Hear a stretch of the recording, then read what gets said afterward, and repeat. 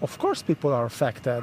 Given what happened on October 7th, is that one of the reasons why many Israelis don't think that now is the right time to talk about peace with the Palestinians?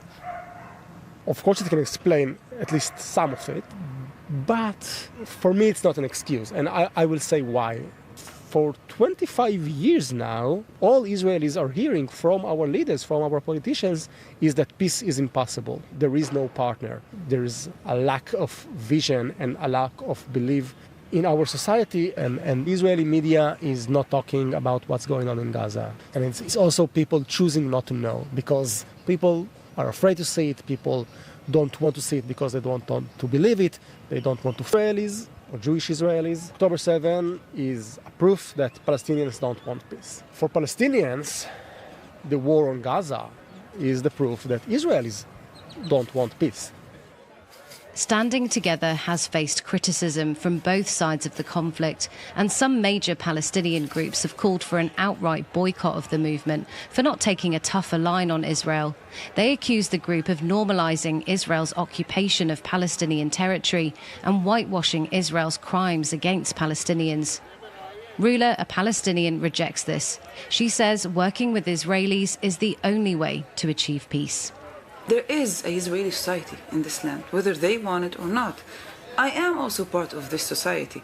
At the end of the day, if I want to make change, if I want the occupation to end, I need to convince people that it must end, for them to fight next to me. And I don't need to, push away everybody who does not agree with me. And this is not how you build a majority. There's a huge difference between protesting and calling for freedom for people than from having, illusions of one people will be staying here and the other won't. Because at the end of the day, it means that both of you are extremists. Nobody is leaving. I'm not packing up and going anywhere. And my Jewish friends are not packing and going anywhere. This is home. We've heard how Israel's peace movement has often felt pushed underground. And given the deep divisions, for some the hatred, the huge loss of life and the unresolved trauma, to many it might seem like an impossible task. But Standing Together believe they can still influence society to imagine a different future. What we need to do is to acknowledge their fears. And then, step by step, try to reach them and try to speak with them. And also try to show them that they were taught to hate and that there is another way. How much will it take? Years. This is 70-something years. It's a trauma. Again and again and again and again. So we have never healed, okay? And this is why we want the smallest things, okay? No more wars. But just start with no more wars, no more killing. And from that on, let's solve other things. Assignment was presented by me, Emily Wither. The producer was Alex Last. That was Assignment from the BBC.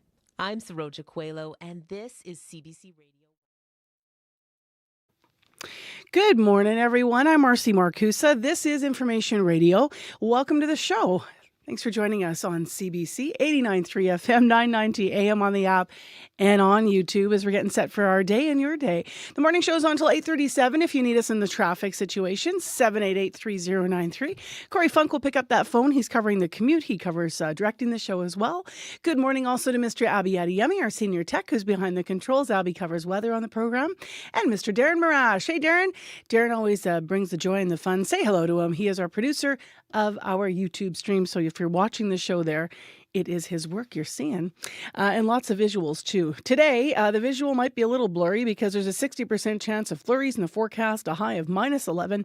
With wind chill in Winnipeg, it's going to feel like -24. Heather Wells is in early, as always, as well. 3 minutes to 6. Let's get headlines. Good morning. Good morning. Well, a Brandon woman welcomes a new harm reduction van to bring life-saving support to the streets of the Wheat City. Kat Salmon says she's lost one too many friends. That van is going to be operated by the Southern Chiefs Organization and will bring mobile harm reduction services throughout Brandon. A new toolkit aims to combat a rise in hate and violence against Manitoba mayors and municipal councillors and workers. The Association of Manitoba Municipalities has released a toolkit for local RMs.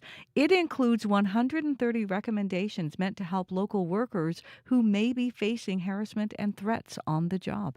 I'll be back with more Manitoba news coming up at 6:30. All right. Thank you, Heather. Thank you. So Heather's with us, as she mentioned, through the program. Let's talk about what else is coming up through the program. In the first hour of the show, we're going to talk about job availability for Canada's top envoy in Washington. As you heard yesterday in the news, Canada's current ambassador to the United States is stepping down in the new year. So we're going to look at the implications of that as well. Also, locally here, lots of coverage. We're going to talk to the co-founder of an Indigenous market today. She'll tell us why events like this are crucial to preserving culture. And then we're going to have a conversation with a couple on this morning. One of the residents there from Flin Flon who's been without a home since it was destroyed by wildfire this summer. He's making a decision whether to move or rebuild. So we're going to hear more about what he and his wife are considering. Plus, a nurse from our province is going to be featured nationally in a story on The Current today. We're going to hear from her too. Stay tuned.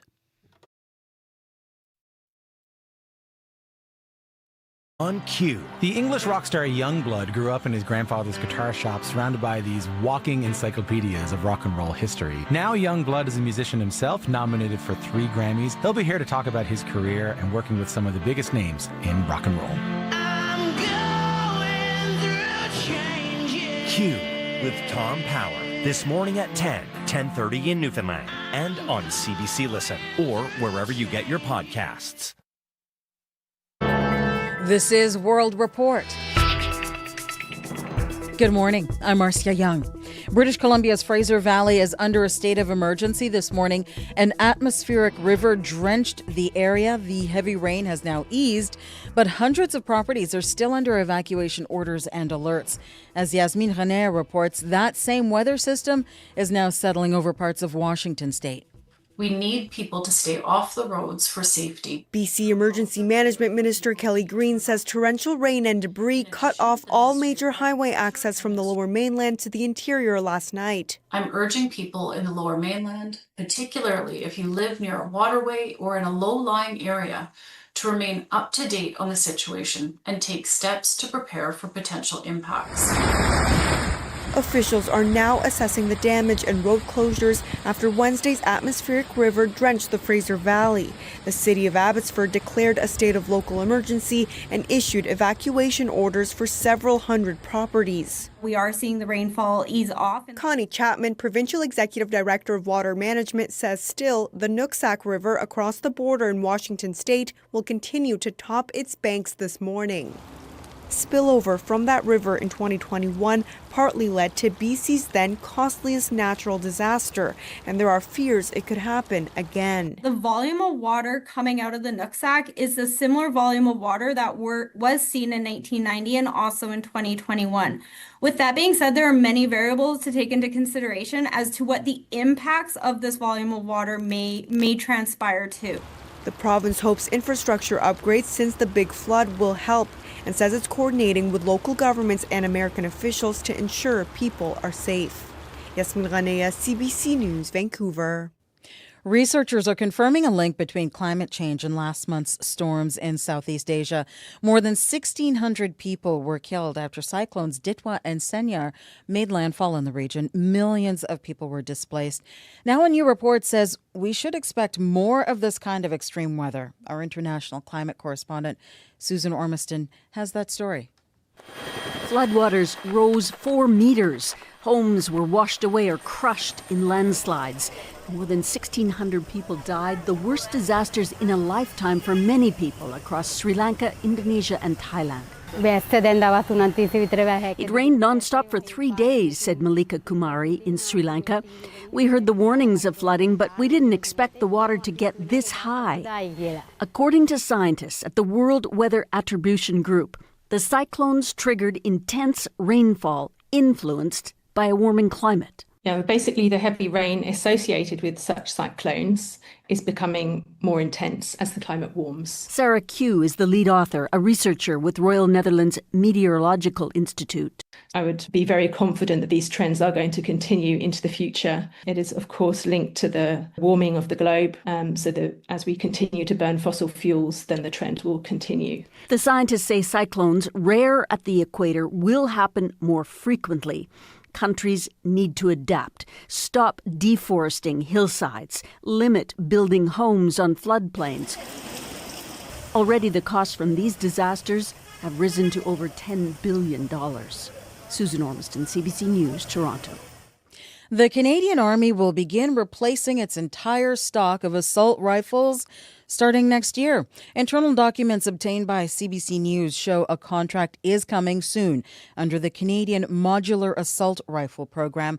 As the CBC's Murray Brewster tells us, the deal is part of the federal government's push to boost Canada's defence industry.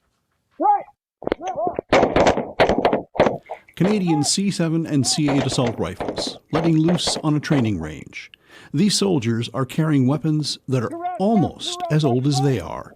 The rifles saw service in the Afghan War almost 20 years ago. Internal defense documents obtained by CBC News show that's about to change. I'm focused on obtaining new rifles. Lieutenant General Mike Wright, the commander of the Canadian Army. We're on the cusp of those rifles start to be delivered to the Canadian Army as of next year. That would be as much as 2 years ahead of the last published schedule for a program that has languished on the books since the 2017 defense policy. It would also be a win for a government and an army facing pressure to buy Canadian. The contract could go to Colt Canada, which has supplied the Army with its current weapons. It could be worth between $500 million to $1 billion. This accelerated program could also provide the Army with some covering fire. The U.S. government recently approved a $2.7 billion sale of 26 rocket-propelled artillery systems, HIMARS, to Canada, a politically uncomfortable plan in light of the Carney government's stated aim of buying military kit in places other than the United States. Wright defended the HIMARS proposal, saying troops in Latvia need it, and the system has proven itself in Ukraine. Murray Brewster, CBC News, Ottawa.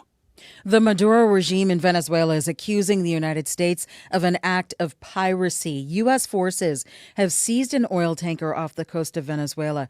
U.S. President Donald Trump confirmed it yesterday evening. As you probably know, we've just seized a tanker on the coast of Venezuela, large tanker, very large. No, it was seized for a very good reason. The Trump administration says the tanker was being used to transport sanctioned oil from Venezuela and Iran. Venezuela's longtime authoritarian president, Nicolas Maduro, had this response. Anyone who wants Venezuelan oil must respect the law, the Constitution, and national sovereignty, and get down to producing, invest, and sell our oil. This tanker seizure is an escalation of U.S. military activities in the Caribbean Sea and Pacific Ocean. Since September, the Pentagon has launched more than 20 strikes on what Washington says were drug smuggling boats. Last night in the House, congressional politicians passed a bill. It pressures Defense Secretary Pete Hegseth to release video of a controversial strike in September. It killed 2 men who survived an initial attack. After months of hiding, Nobel Peace Prize laureate Maria Corina Machado is in Oslo and appearing in public. She violated a decade-long travel ban and flew in secret to be in Norway. Venezuelan authorities now consider her a fugitive, but Machado told the BBC she will bring the Nobel Prize back to her homeland. Of course I'm going back to Venezuela. The Venezuelan government would have disappeared me if they found me when I was in Venezuela. And I know exactly the risks I'm taking. And what I've said to the Venezuelan people from the beginning is I'm going to be in the place where I am more useful for our cause. Machado did not say when she plans to return to Venezuela. This morning, a UN fact-finding mission found Venezuela's National Guard has been targeting political opponents and committing serious human rights violations since 2014. For Black women in Canada, a trip to the doctor can often mean feeling overlooked or unheard. They've been experiencing years of systemic bias and anti-Black racism in healthcare. But as Selena Alders reports, a group of female healthcare providers in Dartmouth, Nova Scotia is working to change that. I feel validated and seen probably the first time in my life. After years of feeling dismissed by the healthcare system, Kate McKinnon says she's finally able to access the treatment she deserves. Are you okay with your blood pressure? Yeah.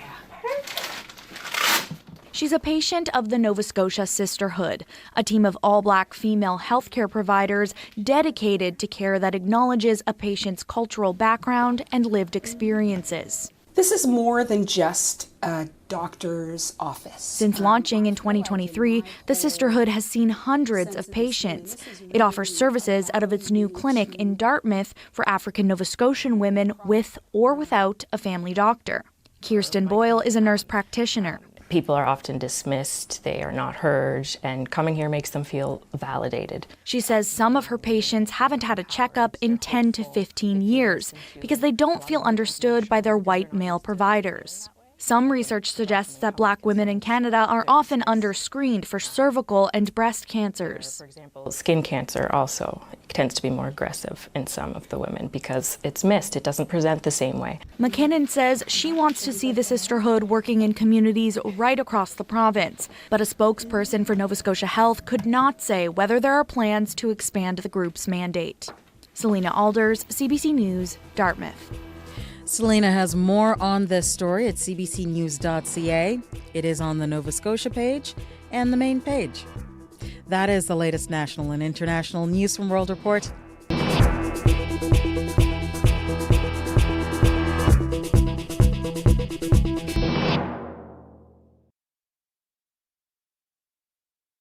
Morning, everyone. How you doing today? Welcome to the show. I'm Marcy Marcusa. The show is Information Radio. You're on 89.3 FM, 990 AM on the app and YouTube. It is December 11th. Thursday morning, and you're on CBC. We're live in our CBC studios on Portage Ave in Winnipeg. Drive was a little sketchy coming in, kind of like yesterday. It's just a bit messy out there, right? And then you've got the black ice, and winter's really settling in all of our cities, I think, here. This hour on the show, one of the summer's top feel-good fringe shows is back in Winnipeg for, well, the winter. 1 week only, though. We're going to hear more about what show it is coming up. Also this hour on the program, as you've been hearing on World Report, many Syrians have been going home since the fall of Assad. We're going to talk more about what that means for a refugee agency, about the challenges that they're facing. This is the UN Refugee Agency. And then the job is available for Canada's top envoy in Washington, as the current ambassador to the U.S. is stepping down in the new year, as you may have heard yesterday. We'll get some analysis of the impact of that. Right now, let's get some details on our news in Manitoba. Heather Wells is here with your headlines. Good morning. Well, people in the Flin Flon area who lost cabins and homes are still dealing with the aftermath of wildfires. John Clark is president of the Schist Lake Big Island Cottage Owners Association southeast of Flin Flon. He says many owners are preparing for future wildfires by putting up sprinkler systems and taking down trees close to their homes. Mayors, councillors, and staff across Manitoba now have a new toolkit to help deal with violence. The Association of Manitoba Municipalities released this toolkit at an event in Toronto yesterday. It says the plan comes at a time when harassment and threats towards local councillors and staff are on the rise. We'll hear all about it in our next local news coming up at 6:30. All right. Thank you, Heather. Thank you. Let's get into the weather forecast. Abby is in to tell us what's going on. Hello. Hello, Marcy. How are you doing today? I'm good. I really enjoyed your dash cam footage yesterday. I know that that was just to sort of show the drive in, but I was thinking about it this morning. Just the value of reminding ourselves, okay, now it feels slushy. Now it feels icy. We're in the season of where the condition changes even just on one short drive. And my driving this morning, I just haven't provided the dash cam visuals to Darren here. Because the plows did their thing overnight in some areas, you will notice slippery. It's it's beginning to look like the ice rink underneath because, that fresh set of snow, it's been plowed over and then the winds come to bake it. So braking time might be difficult this morning. It's just one of those mornings to pay attention. See, my drive actually was more slushy, melty. It was warmer this morning, so I found that I had changing conditions depending on the street I was turning on. So, yeah. And I just want to add that please be considerate to other drivers because some people are driving to the conditions, leaving that gap. And another driver would think, oh, this is just a space for me to crawl in. And please don't do that. Yes, thank you for saying Please don't do that. Now to the weather. Chilly start across the province. Temperatures sitting around minus 15 this morning. We do have a good chance of, light flurries drifting through most of the regions. And of course, we're looking generally at more like a gray day. Not much of sunshine will be seen today. Highs would stall in the minus teens throughout the province. But here in Winnipeg, currently sitting at minus 15, cloudy outside. Expect a few flurries through the day. A high would just get to minus 11, and then that light snow get to move in overnight before it clears. Gust and northwest winds will definitely push our overnight lows to about minus 18. The wind chill is going to be feeling close to minus 30. Up north, we're still dealing with extreme wind chills around minus 32, Churchill, Lynn Lake, and around to Dooley Lake this morning. All right, thanks, Abby. Thank you. Corey Funk is in to tee up the commute. Hello. Hello. Highways are looking better than they were yesterday, at least according to Manitoba 511. Here in the city, as you said, things are kind of variable, but haven't heard of any major issues yet. But if you see something, you can give me a call. 204-788-3093.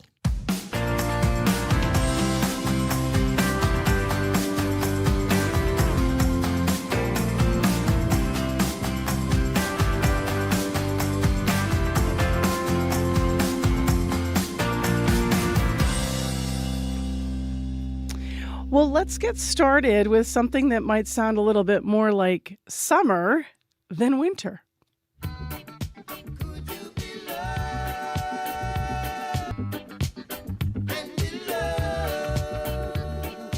What we're listening to is, of course, Bob Marley, Could You Be Loved? It is a favorite, though, of someone we're about to hear from, because one of the Fringe Festival's top shows of the summer is back for a one-week-only encore performance. Dwayne Forrest is the playwright and performer of Bob Marley, How Reggae Changed the World. And as I mentioned, he's back in Winnipeg for a series of sellout shows. Following up a series of sellout shows in the summer, so you can still get in the winter here. He joined Up to Speed host Faith Fundell to talk all about it. It's nice to be here. Welcome back to Winnipeg. What did you think when you were asked to bring the show back to the city? Oh, I was really excited. I loved my time during the Fringe here. Was it an easy yes for you? Easy. Well, until I figured out the time of year. It's a little bit cold. How are you managing the winter so far? You happened to come at the time that we had our first big snowfall. Yes. It's actually beautiful when it snows. It really is. I was prepared. So I bought some hand warmers and electric socks. Yep. And so I'm good. I'm feeling good. You're much more prepared than some Winnipeggers, just to let you know. Take us back to the show here. What is Bob Marley, How Reggae Changed the World about? It's really about how Bob Marley reconnected me to my culture and just the pride of being Jamaican and having Jamaican roots, and also our legacy, our roots before Jamaica and the legacy of slavery. Yeah. Why this particular show? What was it about? Which part of Bob Marley you'd tell? What's the story there? Yeah, well, my mom and dad, they always had that music playing in the house. My mom really, and we listened to the music, and Bob Marley's music feels so good. You don't even need to know the English or hear what he's saying. You just feel good when you're listening to it.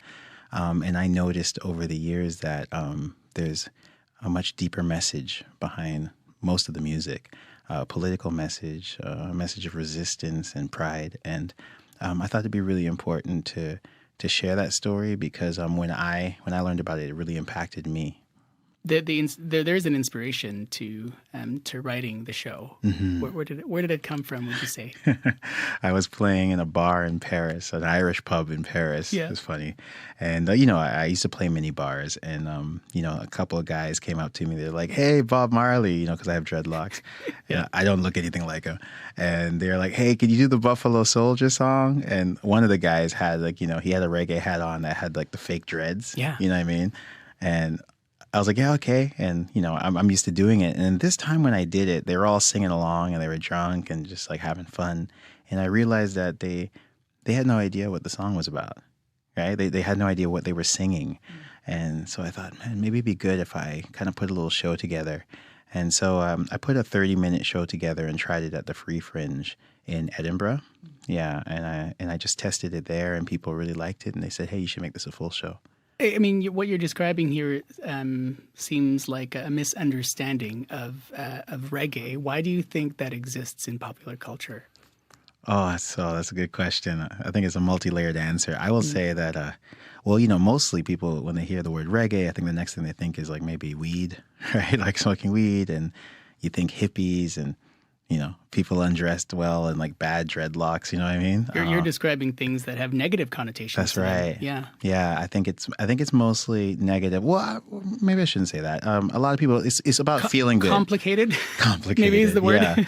Yeah, definitely feel good vibes, like everything, irie, everything's going to be all right. But there's more. There's more. And the more is so good. In that example or the story that you were telling of when you were asked to sing the song, you were given the hat with the fake dreads, and then you started singing it, and everyone sang with you. What were you expecting, or what was it about that moment that you didn't see that you were expecting to see instead? Well, so it's actually, I wasn't given the hat. One of the guys was wearing the hat. Well, he was wearing the hat. Yeah. Yeah, and I think that's when it kind of clicked for me. Like he's wearing the hat. Like I saw the fake dreads, under the hat on him, and I was like, oh wow, like he's really disconnected to like what in Buffalo Soldier, that song is about Jamaicans trying to survive it after slavery, and find their way throughout America and the Caribbean, and were soldiers in the U.S. Army, So such serious lyrics in that song. Yeah. So you take this experience, you start working on the show, you end up with this final version. I tested it. People really liked it. So I went back to the drawing board, made it a bit longer.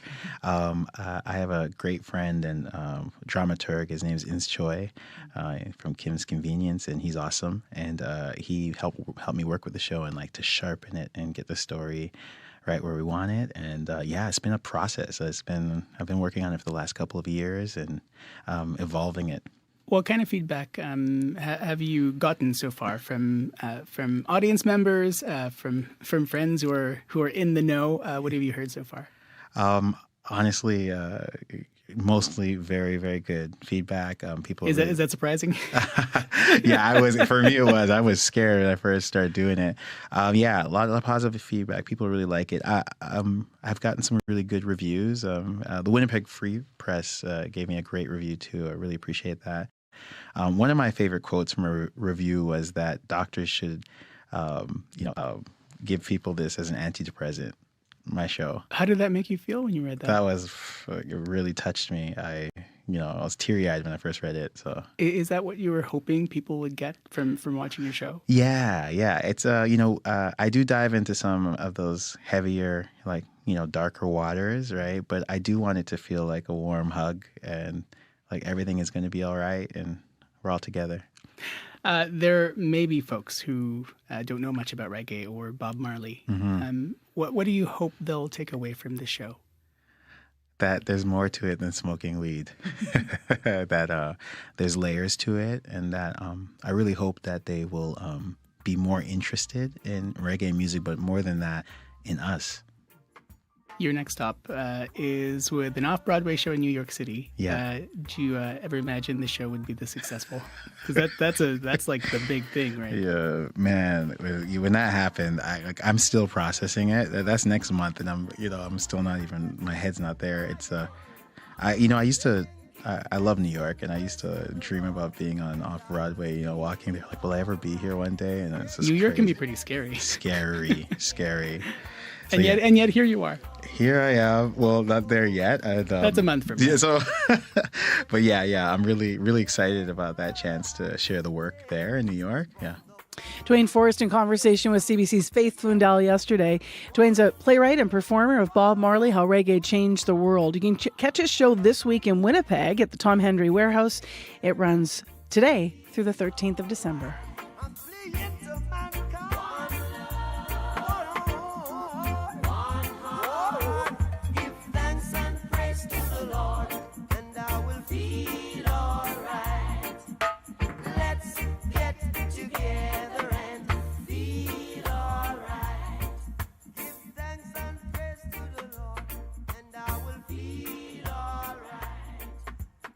CBC's New Year's Eve show is back, and we want to know, what are you doing on New Year's Eve? Last year, we reached 6.8 million Canadians as we counted down live in all 6 time zones. Now, we're looking to join celebrations across Canada. Are you getting married? Doing something special? Send an email to ask@cbc.ca and we might send our cameras to your party. Get ready for the live Cross Canada Countdown. The time right now is 6:23, and you're listening to Information Radio here on CBC. I'm Marcy Marcusa with our team on 89.3 FM, 990 AM, on the app and YouTube. Next on the show, let's turn our attention to international matters. This week marks 1 year since Bashar al-Assad left Syria in the fall of his regime. Since then, the United Nations says over 1 million people have returned to Syria from neighboring countries, and almost 2 million who were initially displaced have gone back to their home communities. There's a lot of challenge with this. Joey Hanna's here to talk about it, head of the office in Montreal for the UN Refugee Agency in Canada. Good morning. Good morning. Thank you for having me. Thanks for being with us to talk about this. So what are the main obstacles for those who are returning to Syria? Well, there are many obstacles, but allow me to focus on the 2 that Syrians themselves mention most often.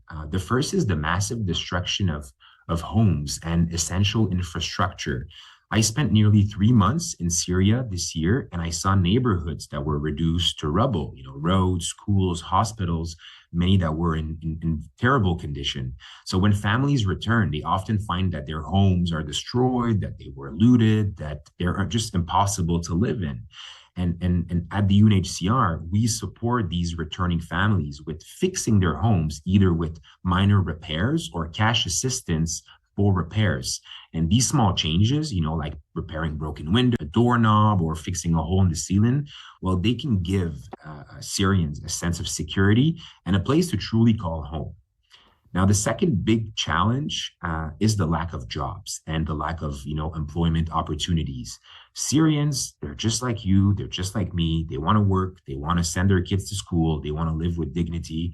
And yet today, still 90% of the population survives thanks to humanitarian aid, which is unfortunately critically underfunded. So people need employment, they need functioning school system, they need opportunities to rebuild their lives and go back on the recovery track after 14 years of conflict.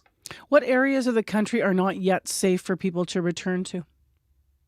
Well, not all areas are safe. The security situation in Syria remains extremely fragile and volatile. And, it can vary from a province to another and even from a neighborhood to the next.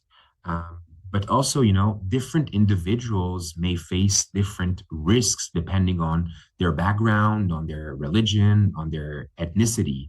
And despite what people might think, Syria is truly a mosaic. It's a country of different cultures, of different faiths, and this diversity is part of its richness. But it can also means that safety conditions are not the same everywhere, and unfortunately for everyone. And this is why at the UNHCR we have been calling upon states to refrain from forcing Syrians to return back to Syria because the conditions are not stable enough for what we call large-scale repatriation.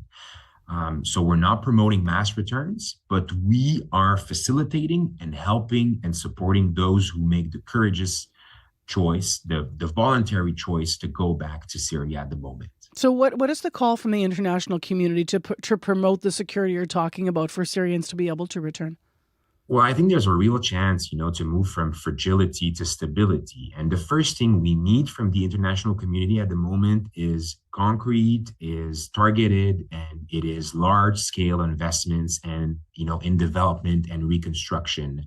And that means housing. That means, basic services like schools, like healthcare system, especially in areas where people are returning. The people in Syria, they don't want to rely on emergency aid forever. They want to be self-reliant. They want to be autonomous. So this will mean joint efforts from states, from governments, from development banks, and even the private sector. They all should, act decisively to translate the historic opportunity that we have in Syria into concrete support and concrete recovery for this country. What are the particular needs of children that are going back with their families for those that are returning? They're huge. 14 years of war, it has had a devastating impact on children and on education in Syria. Over 7,000 schools have been damaged or destroyed, and UNICEF estimates that 2.45 million children are out of school and need of education support. And just to give your listeners a clearer picture of why supporting humanitarian initiatives, it matters at the moment, allow me to share a personal story. UNHCR in Syria delivers its life-saving aid through 70 community centers across the country. And these centers, they act as hubs where people can access, the essentials like blankets, like a mattress, like tents, like water or food, but also services like education and literacy classes. And I visited one of these centers in Daraa, that's near the Jordanian border at the south. And I met there with young girls and women who were learning and reading Arabic for the first time. And when I asked them why these classes mattered, why they were showing up, well, they all said the same thing. Education means autonomy for them. It means being able to understand paperwork and sign legal documents and read a book and help, children with their homework. So education is a lifeline for many people. It will give children a sense of normalcy. It will give, children hope. So rebuilding some of the schools are rebuild. going to be critical for the future of those Exactly. kids and for their families. Thank you very much for joining us this morning, Joey. Appreciate your perspective. Thank you. Joey Hanna with us live, head of the office in Montreal for the UN Refugee Agency of Canada, talking about Syrians who are returning. We have business news coming up straight ahead after your 6:30 Winnipeg news. In case you're wondering this morning, we don't have school closures or any transportation issues with school buses to tell you about. If that changes, we'll update that here on the air. If you have a problem on your commute, 788-3093. And regarding the business news, today we're going to dig deep into what's going on with trade and how the future relationship between Canada and the U.S. could change. There's a lot of moving parts in the last 24 hours. That's coming up after your CBC Winnipeg news. Good morning. I'm Heather Wells in Winnipeg. At 6:30, it is minus 15. Cloudy out there. There's a pretty good chance we'll see some flurries in Winnipeg today. Our high is minus 11. People in the Flin Flon area who lost cabins and homes are still dealing with the aftermath of this summer's wildfires. They now face decisions around insurance and whether to rebuild. CBC's Rosanna Hempel brings us one couple's story. It was kind of nice staying there because it was ours. Debbie and Greg Ellingson lived in their garage for 2 months after this season's wildfires. Their home southeast of Flin Flon didn't survive. It was overwhelming. It was disbelief. Now they're deciding whether to move away or rebuild, depending on how their home insurance pays out. We can go down that rabbit hole of despair, but we might never come out of it. So let's just try and stay positive. The Ellingsons encourage others to be as prepared as possible for wildfires. They're finding comfort in familiar places and new traditions. They've put up a Christmas tree where their house once stood. I'm going to put it right smack in the middle with some lights on. To show that despite hardships, they're choosing to move forward. Rosanna Hempel, CBC News, near Baker's Narrows, Manitoba. The chief of Peguis First Nation says the band is considering its legal options after its real estate trust sold most of a former golf course. The real estate trust bought the former Meadows Golf Course in East St. Paul in 2021. The trust sold most of that land in 2024 to property developer Andrew Marquis, who used to advise the band and its trust. Peguis chief Stan Bird took to Facebook to express concerns with the transactions. This unusual transaction is only the latest in a series of bad deals that were spearheaded by former Chief Glenn Hudson. Now, for his part, Hudson says if Bird and his council don't have the vision to move a deal forward, then it will be a bad deal. Marquis's lawyer has called the Meadows transaction a normal business deal. A new toolkit aims to combat a rise in hate and violence against Manitoba mayors and municipal councillors and workers. The Association of Manitoba Municipalities has released a toolkit for local RMs. It includes 130 recommendations, each meant to help local workers who might be facing harassment and threats. Kathy Valentino is a Thompson City councillor and the president of the AMM. Just one can make a difference for an elected official to have to deal with anti-government hate and harassment, then it's done its job. Valentino cites recent events, including a Halloween display in the Arm of Taché, which included 5 hanged human-like figures mimicking local councillors. And last month, signs and vehicles were vandalized in the Arm of Alexander, and a grader was shot at while being driven by an employee. The Southern Chiefs Organization is driving to help bring a new harm reduction van to Brandon. Grand Chief Jerry Daniels says the SCO already has mobile crisis teams working in 32 First Nations. He says the van is drawing on that experience so it can help people facing challenges like addictions, a housing shortage, and mental health needs. We need to cut off the the flow of people falling within those areas, within those environments. And so strengthening our children and arming them with tools. The van is expected to hit the streets in the new year and run until October. It will start with 2 staff members on each shift and grow as needed. BC's Fraser Valley is under a state of emergency this morning. An atmospheric river swamped the region overnight, and while the heavy rain now has eased off, emergency evacuation orders and alerts are in effect. Kelly Green is BC's Emergency Management Minister. I'm urging people in the Lower Mainland, particularly if you live near a waterway or in a low-lying area, to remain up to date on the situation and take steps to prepare for potential impacts. That means assembling a grab-and-go bag for each member of your household, including pets, with the essentials that you would need if you're asked to evacuate. Now, the city of Abbotsford has about 1,000 properties under an evacuation alert, with similar alerts issued in neighboring Chilliwack. South of the border, the situation is much more severe. Washington State has declared a state of officials say as many as 100,000 people could be facing evacuation orders. Nobel Peace Prize laureate Marina Carino Machado says she will bring her award home. Of course I'm going back to Venezuela. The Venezuelan government would have disappeared me if they found me when I was in Venezuela. And I know exactly the risks I'm taking. And what I've said to the Venezuelan people from the beginning is I'm going to be in the place where I am more useful for our cause. Machado there in a BBC interview not long after she appeared in Oslo last night, defying a decade-old ban on her leaving the country and her first public appearance in more than a year. You can hear the latest national and international news coming up on World Report at 7, and you can find more Manitoba news. All you have to do is head to cbc.ca/Manitoba. All right, thanks, Heather. Thank you. Abby Adeyemi, take it away with the regional forecast. Yeah, Marcy, we're looking at chilly and cloudy stats across the province. Temperatures actually between -15s and -20s in most of the regions. We do have a good chance of flurries drifting through most of the regions across board today, and we're going to see highs between -11 in the south and -18 up north. Winnipeg right now, we're sitting at -15, mostly cloudy out there. We have a good chance of flurries today with light winds, and highs only get to about -11. Light snow moves in later in the evening before it ends overnight. Then we would notice some gusty northwest winds dropping the lows overnight to about -18. But the wind chill that comes with that feels like -30. In the Pembina Valley region, more than Winkler out in the Moors, we're seeing most of the regions temperatures hovering around -15, -16 at this time. Also cloudy there. A good chance of flurries coming through that region, and your high similar to Winnipeg around -11.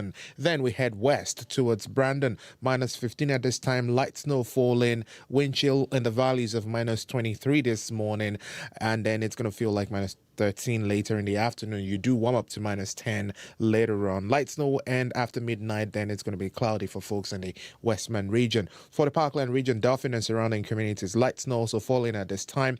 -13 with conditions clearing slightly. This slim chance of flurries is going to be hanging around all day, and you see your temperatures warm up to about -10. In Gimli, it's currently -15, mostly cloudy. A good chance of flurries also passing through that region. Highs would be around -11. Then we track conditions towards the Par, Flin-Flon surrounding communities. We're also seeing light snow with temperatures around -16 at this time. You do warm up slightly to a high of -14 later during the day. But the wind chill is something you will notice. It feels like minus 27 in that region. For Thompson, you are at minus 18, also sporting light snow falling. That's going to bring a few centimeters of accumulation today. Your high would be around minus 16, though the wind chill makes it feel close to minus 27. And then way up in Churchill, frigid minus 21 at this time. It is clear. We should see a slim chance of snow come your way later in the day. You warm to about minus 18, but before that, you deal with the wind chill, which is around minus 32. Looking at Tuduli Lake, we're seeing minus 24 in that part of the province. So expect more like a kind of gray, cloudy day across board. Winnipeg's high is just going to be stalling close to the minus teens. We should see ourselves just get to, let's just say minus 11. We won't get to the teens, but the rest of the province, we should see minus teens in the northern part of the province today. All right. Thanks, Abby. Thank you. Messy drive, Corey. Yeah, kind of sloppy, slushy out there. My run-in today was kind of like that underfoot as well on the sidewalks. One thing to keep an eye out, though, on the roads right now, there is a collision at the right at the intersection of Donald and Stradbrook. So those southbound and eastbound, both the median lanes on both streets there, eastbound and southbound, are blocked right now by that collision. I'll be keeping an eye on that throughout the morning. If you have any updates on that or anything else you're seeing out there, if you're walking, you're biking, you're driving, did hear from Dan on a bike. He says the rapid transit bike lanes, lovely, perfectly plowed right now. He says having a great ride into work this morning. Give me a call. What else you're seeing out there? 204-788-3093. All right, thanks, Corey. Thank you. Crystal Lee Ramlakan is here with Business News. Good morning to you. Hi, good morning, Marcy. Let's start with trade and how the future relationship between Canada and the U.S. could change, because there's a lot of things shifting this week. Yeah, that's right. So President Donald Trump's lead trade negotiator says the administration is considering breaking up the three-way free trade agreement with Canada and Mexico. So U.S. Trade Representative Jamieson Greer says the Trump administration is keeping all options on the table for the future of the Canada-U.S.-Mexico agreement, known as CUSMA, as it comes up for renewal next year. And he has been laying out the case, though, for separate bilateral deals, a move that would end 30 years of North America having a unified free trade agreement. Our economic relationship with Canada is very, very different than our economic relationship with Mexico. The labor situation is different. The import-export profile is different. The rule of law is different. Now, all three countries must indicate by July 1st whether they want to extend the agreement, renegotiate its terms, or let it expire. And Greer must provide a report to U.S. Congress 180 days before that, so by January 2nd, which is, close approaching, which could signal the administration's intentions. Still ahead, still related to that this half hour, we're going to talk about the fact that Canada's ambassador to the U.S., meantime, Kirsten Hillman, is leaving her diplomatic post in the new year. So that was news that came out this week, but we'll get some analysis of that also in the context of what you said about CUSMA's future. Let's turn to something else, though, now. You have a story about groceries and the fact that they may be getting more expensive, but this morning we're talking about it because of artificial intelligence? Yes. So a new report shows grocery delivery service Instacart used AI to charge different prices for the same item, with some shoppers being charged 20% more. An investigation from Consumer Reports and Groundwork Collaborative found Instacart uses AI to gauge how price-sensitive customers are, meaning how much grocery stores can charge for an item before the shopper decides to not purchase it. Now, that's different from dynamic pricing, where costs instantly change depending on supply and demand. Now, the study asked participants to buy the same items on the service and, found that they were subject to different price tags. And the report says shoppers dependent on Instacart, which, some people are, people can't go out and get their own groceries sometimes, that they could see a cost swing of about $1,200 per year because of this AI-powered technology. Now, Instacart says retailers have long tested prices in physical stores and do the same online via the app. And the company said short-term and randomized. $1,200 a year, though. Obviously, it's something to be studied in a deeper way in the future. Before I go this morning, you have another story, though. This is about how a philanthropist is trying to embody a new brand of charity. In what way? Yeah, so this week, Mackenzie Scott quietly updated a blog post back from October saying that she made $7 billion in donations this year. So since divorcing Amazon founder Jeff Bezos, Scott has made large gifts to nonprofits that were distinguished not just by their dollar value, but by the fact that she gave without dictating how the money should be spent. So Scott has committed to giving away at least half of her wealth, and she has devoted a lot of her giving to groups that promote equity and racial justice in a political climate where many donors have pulled back from such giving. And, she's also criticized media coverage that centers on just the donations and not the recipients.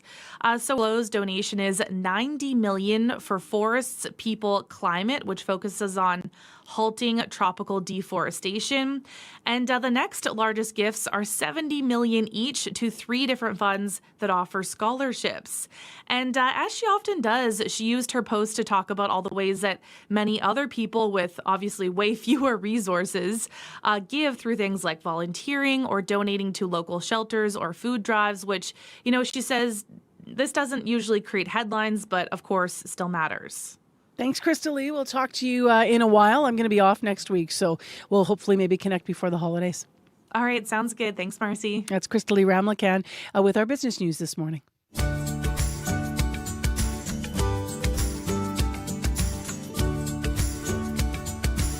Minus 15 in Winnipeg with cloud cover, minus 14 in Brandon, cloudy as well in your city. Thompson with light snow and minus 18, and you are expecting more today, about 2 to 4 centimeters in Thompson of snow on the way. Well, in this season, I always listen to this song. I love it. There's so many covers of this song. My personal fave is Sarah McLachlan's, but of course, this morning for you, we have the original. Here is Joni Mitchell in River.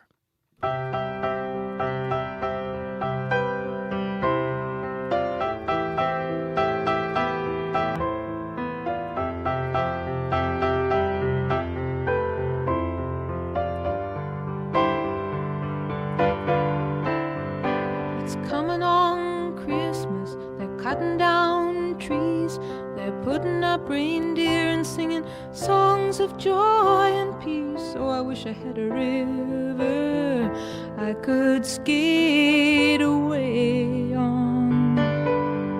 But it don't snow here, it stays pretty green. I'm gonna make a lot of money, then I'm gonna quit this crazy scene. I wish I had a river I could skate away on. I wish I had a river so long I would teach my feet to fly. Oh, I wish I had a river I could skate away on. I made my baby cry.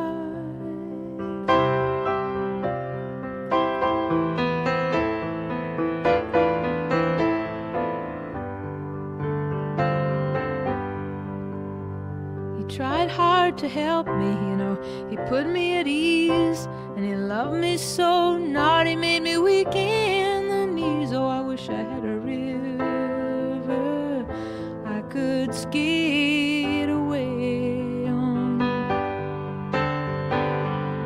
I'm so hard to handle, I'm selfish and I'm sad. Now I gone and lost the best baby that I ever had. Oh, I wish I had a river I could skate away on. I wish I had a river so long I would teach my feet to fly.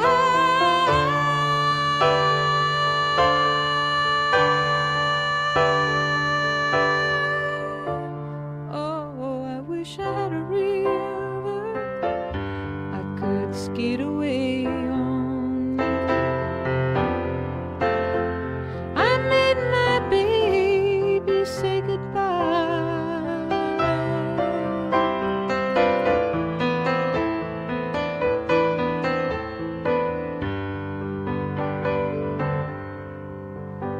It's coming on Christmas. Christmas. They're cutting down trees, they're putting up reindeer, singing songs of joy and peace. I wish I had a river I could skate away on.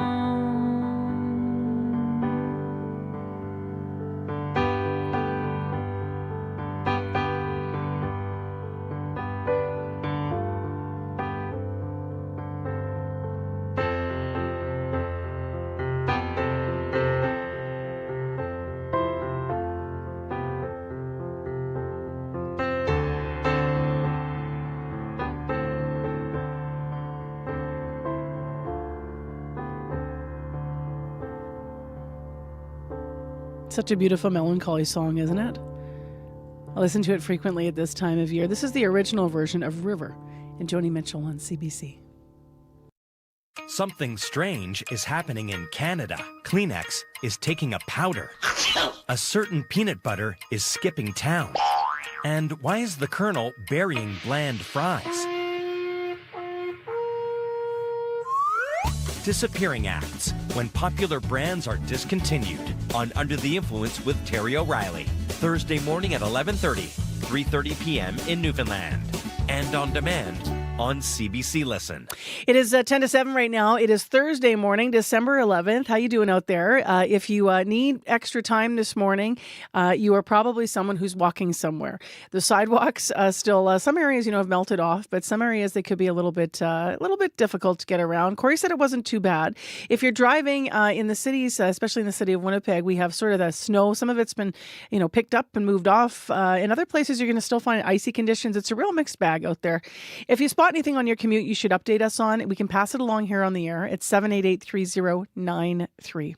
Still ahead on the show this morning, coming up after 7 o'clock. How do you feel when you're making art? Do you lose yourself in the moment? Do you connect to who you are? Or maybe you're connecting to your culture depending on what you're creating. An Anishinaabe artist wants you to keep that in mind this holiday shopping season. There's a unique local artists event that's happening on Market, and everything in it has to be made by two hands. And we're going to hear more about that. That's coming up after 7. Right now, though, applicant wanted. That is for the top job representing Canada in Washington and dealing with the Trump White House. Kirsten Hillman, Canada's current ambassador to the United States in the news this week, has said that she is stepping down in the new year. For more on what she accomplished in her more than 8 years as ambassador and the skill set needed for her successor, Colin Robertson is with us, former Canadian diplomat and fellow at the Canadian Global Affairs Institute. Hey there, Colin. Good to be with you again, Marcy. So I guess let's start with Hillman and her legacy. What did she bring to the job? Well, she was an experienced diplomat before she went down to Washington as the deputy chief of mission. Her main accomplishment prior to getting to Washington was she was our chief negotiator for what we now call the Comprehensive and Progressive Trans-Pacific Partnership, basically that trade arrangement with Japan, Australia, and the countries in the Indo-Pacific with whom we want to do even more trade, Prime Minister, of course, having been there just recently. We know a little bit about the role itself, if you pull back from how Hellman did the role, because, of course, former Premier Gary Dewar was U.S. ambassador to Canada. Very successfully. Yeah, so Canadian ambassador, rather, to the U.S. I flipped that around backwards. But Hillman was sort of unique because I understand she was a civil servant. Dewar was a former politician. What kind of a person might we need in 2025 to deal with the States? Well, I think as you put out, Kirsten was particular, but she did have political savvy. That's the first requirement of the job. Recently, we've tended to look to those with political experience. Washington is such a political town, especially now with Donald Trump. And not just Gary, but also Frank McKenna, former premier from New Brunswick, Dave McNaughton, who was predecessor to Kirsten, had been chief of staff to Premier McGuinty and Foreign Minister Don Jamieson, and more importantly, ran the Trudeau campaign in 2015 in Ontario. And then there was Michael Wilson, who'd been a cabinet minister in the Mulroney government for Stephen Harper.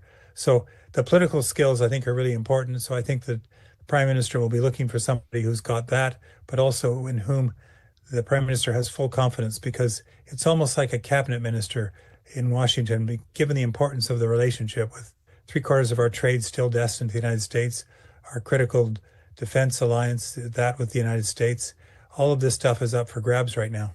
And now they're talking about potentially, the U.S. is potentially talking about remaking CUSMA or getting out of it. And the issue with the border this week, talking again about perhaps some social media feeds being checked if, Canadians or others are coming into the country. I mean, we're in a time where there's political connections, but there's also a certain amount of, I guess, real understanding, like, I don't know if I want to call it psychological understanding or deal making, or I think will it be more difficult to fill the role now, or how strategic do we have to be as a country to figure out who to choose? Well, I think the Prime Minister probably has somebody in mind. And again, it's got to be somebody that the Prime Minister has full confidence in, because that individual has to have the ability to pick up the phone and get through to the Prime Minister pretty quickly, given the importance, as you pointed out, of the relationship in all its facets. But particularly important because the Prime Minister wants that individual to be a lead in the negotiation of a new economic and security framework. So that covers, again, 3/4 of our trade and our principal defense arrangements, which have become much more important in recent years, in part because the United States, and if you look at the new national security strategy Mr. Trump just brought forward, he's not terribly interested in alliances. Mm-hmm. That has real implications for us. What names are being floated right now as possible successors? Well, the only name I've seen that Bloomberg has put forward is Mark Wiseman, who ran the Canadian Pension Fund, is a good friend of Mark Carney's, and who Mr. Carney named to the Canada-U.S. Advisory Council some months ago. So that would be somebody who's got confidence of the Prime Minister, a successful business person, and may well fit well in the milieu that he would be going, or she would be going down to, that is working with Donald Trump and his entourage, many of whom, of course, have had a lot of business experience. Just returning to Kirsten Hillman, what do you think her legacy is? Like, what were the top accomplishments that you're thinking about this morning? Well, I read an interview that she gave the other day in which she said that she was in many ways most proud of what she did in terms of securing the release of Michael Spavor and Michael Kovrig, and that's validated by Michael Kovrig. And I was aware of that, but I hadn't focused on that. I think of her very much as a really accomplished trade policy expert. What she did with the renegotiation of the NAFTA, which became the CUSMA, and how she's been stick handling all of the various trade disputes, steel, aluminum, forest products, auto parts. That's her métier, but she had a full range of things to deal with, and she personally identified the work she did to separate Michael Kovrig and Michael Spavor. On the other side of the border, of course, the U.S. counterpart to the position we're talking about here is Pete Hoekstra. What have you been noticing about how he's been talking about Canada at the moment in our relationship? Well, I think Pete Hoekstra is very much reflective of his boss. He's very good. I've heard him several times now deliver the Make America Great Again message on behalf of Mr. Trump. What I'm less certain about is he conveying back to the Trump administration what he's hearing from Canadian premiers, Canadian Prime Minister, and Canadian ministers. That's a vital piece of the job, whoever is an ambassador. And I certainly think he's on transmit, but is he on receive? I'm not sure. What a good line. Colin, thank you.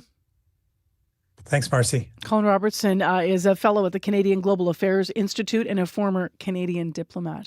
It is coming up to 3 minutes to 7 o'clock. You're on CBC's Information Radio on 89.3 FM, 990 AM on the app or on YouTube. Just want to remind you, if you have any photos to submit to us, it's kind of the time of year where people start to take a lot of photos, right? Maybe you've decorated the house, maybe you made some cookies, maybe you've just been out and about enjoying winter. Maybe it has nothing to do with the holiday season, but you've just been enjoying the winter season.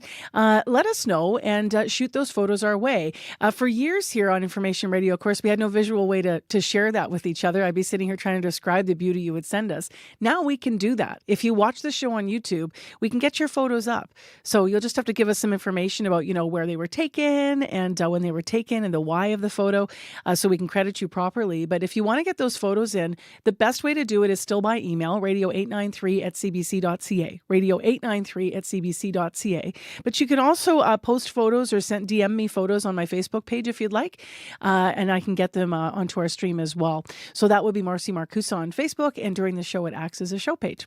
Let's go to Heather Wells. She is here to update our headlines. Good morning. Good morning. Well, a Brandon woman welcomes a new harm reduction van to bring life-saving supports to the streets of Brandon. Kat Salmon says she's lost one too many friends. That van is going to be operated by the Southern Chiefs organization. And a new toolkit aims to combat a rise in hate and violence against Manitoba mayors and municipal councillors and workers. The Association of Manitoba Municipalities has released that toolkit for local RMs. It includes 130 recommendations, each meant to help local workers who might be facing harassment and threats.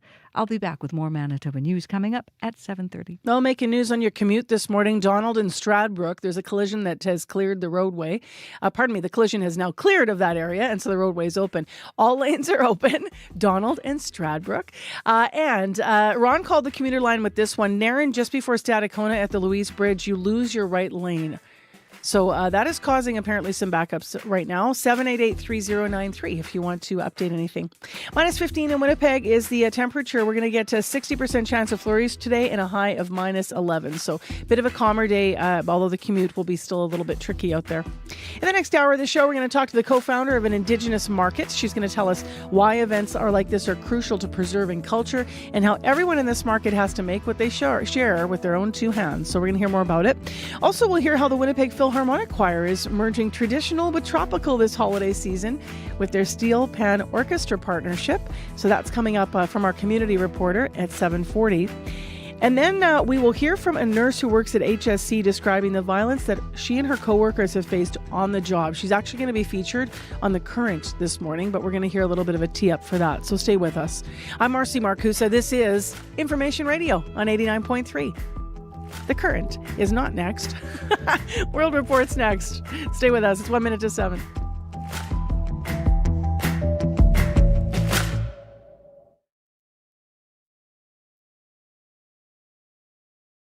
On The Current. Patti Smith is an artist, an activist, an author. She has led such a remarkable life that she is hard to label. Patti Smith on love, tragedy, loss, and how she has processed all of art coming up on The Current.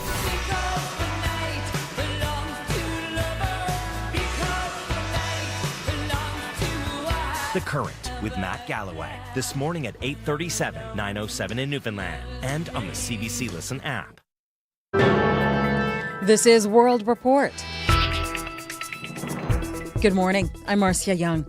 Venezuela is accusing the United States of piracy. U.S. President Donald Trump confirmed overnight his troops have seized an oil tanker off the coast of Venezuela.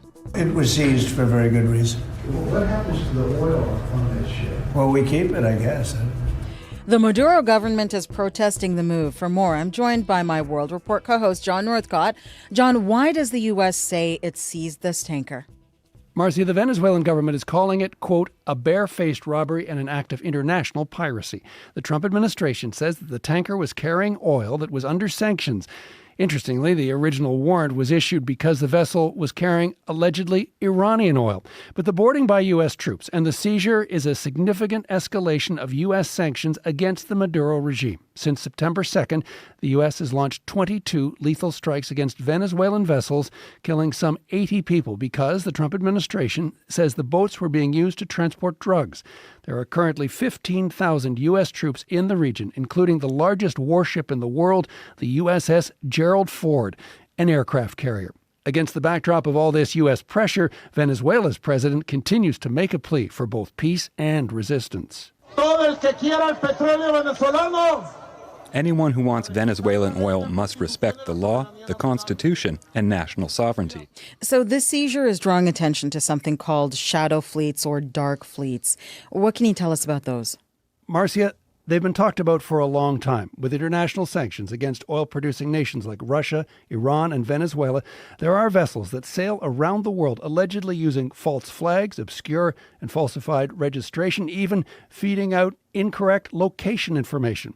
Vessels are supposed to be trackable. Like the name says, these travel in the shadows, allowing them to transport millions of barrels of oil every day and generating many millions of dollars for pariah oil-producing countries. In the case of Venezuela, oil is by far its greatest export, with much of it getting to the thirsty Asian market, most of it to China. Thank you, John. Thanks, Marcy. John Northcott with me in studio. After months of hiding, Nobel Peace Prize laureate Maria Corina Machado is in Oslo and appearing in public.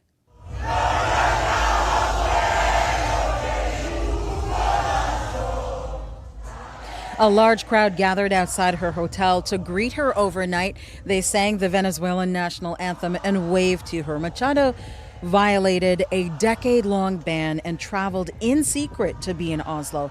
Machado has been arrested in the past for her pro-democracy activism, and she says people in Venezuela can be arrested just for posting online about her Nobel Prize. She spoke to reporters this morning. Many times in our journey, the truth has been very uncomfortable for some people. And we have paid a high price for telling the truth. And many times it would have been much easier and politically correct to keep in silence. And this morning, a UN fact-finding mission found Venezuela's National Guard has been targeting political opponents and committing human rights violations since 2014. British Columbia's Fraser Valley is under a state of emergency this morning. An atmospheric river drenched the area. The heavy rain has now eased, but hundreds of properties are still under evacuation orders and alerts. As Yasmin Ranea reports, the system is now settling over parts of Washington state.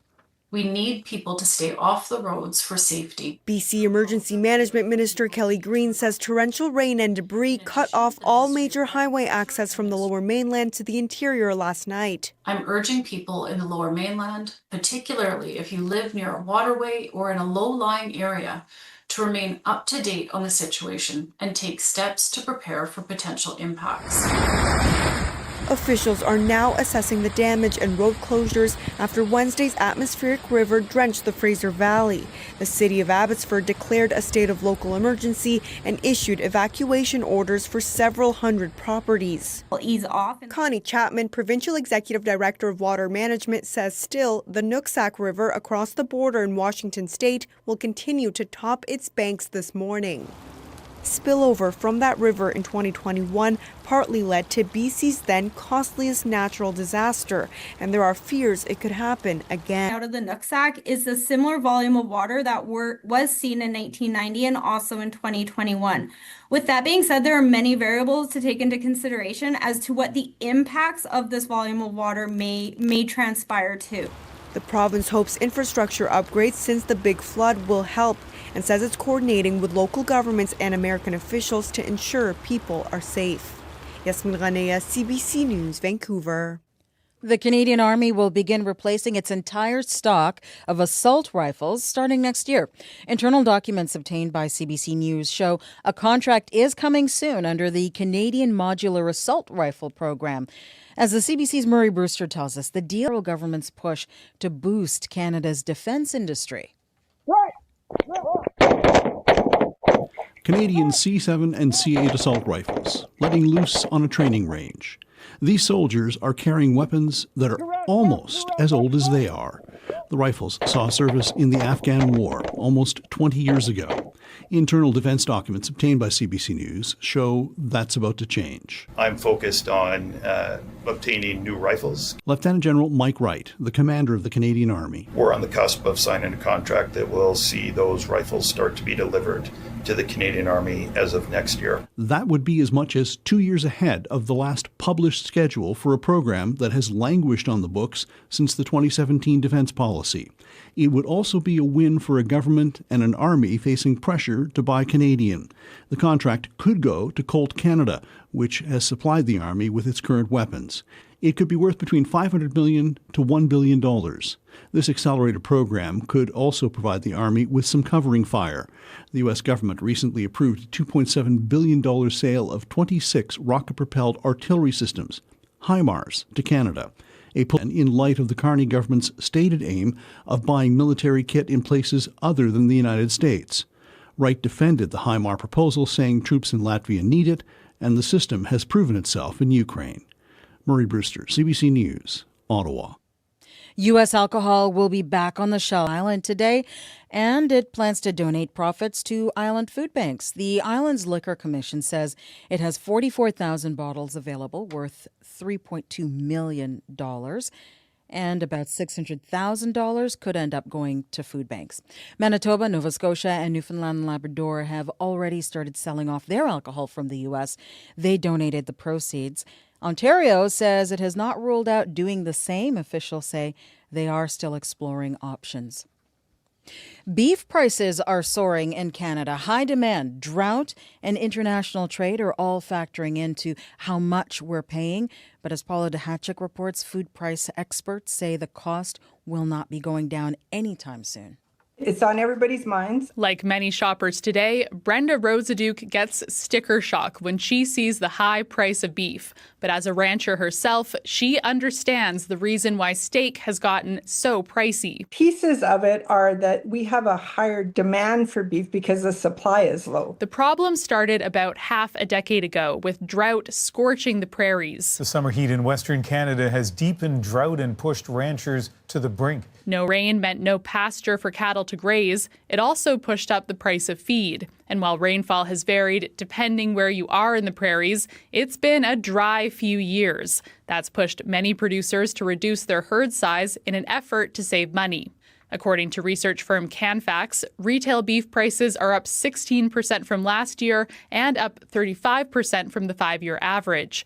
Meanwhile, food economist Mike von Massow says demand from consumers just keeps climbing. Well, we like beef. Beef is the favorite protein of Canadians and North Americans. You might think ranchers would try to take advantage of higher prices by ramping up supply, but meat market analyst Kevin Greer says it's not that simple. The cattle industry is like an ocean liner. It takes a long time to turn. Greer says it takes time to raise a full-grown cow, so it could be a while before the Canadian cattle supply bounces back. That means consumers shouldn't be surprised if this time next year, steak is still a food that many people save for a special occasion. Paula Duhacek, CBC News, Calgary. And that is the latest national and international news from World Report. News anytime, cbcnews.ca.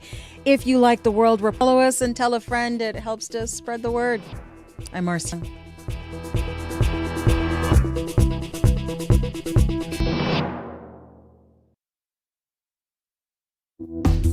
Good morning, everyone. I'm Marcy Marcusa. This is Information Radio. We're live in downtown Winnipeg in our Studio 15, where it is minus 15.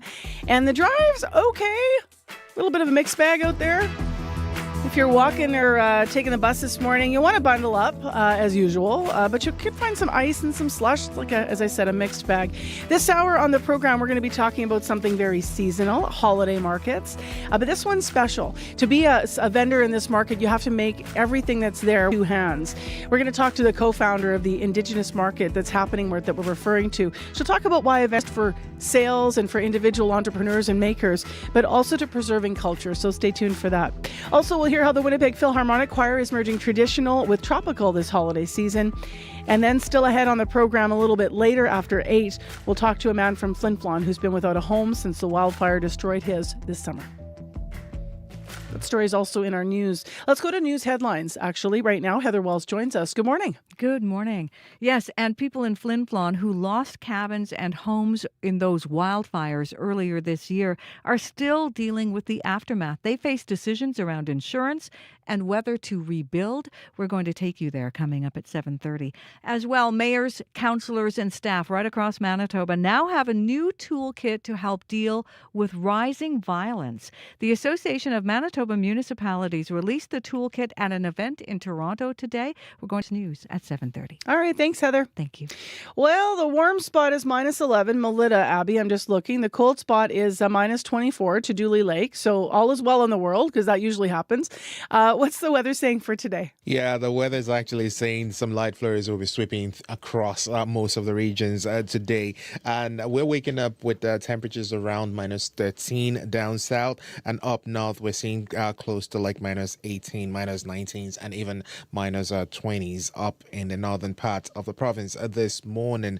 For Winnipeg right now, minus 14 at this time, mostly cloudy outside. Expect a few flurries to sweep through the day. We'll see our highs just around minus 11. Then some light snow will taper off as we get close to midnight. Though later overnight, it might feel cold around minus 30. That's what the wind chill will feel like as you get into the overnight period. Across the southern part of the province, similar to Winnipeg, temperatures hovering between minus 15 at this time, and highs will be close to minus 11 for most of the regions down south. While the colder, mostly cloudy conditions, the powerful influence, we're seeing light snow there at this time.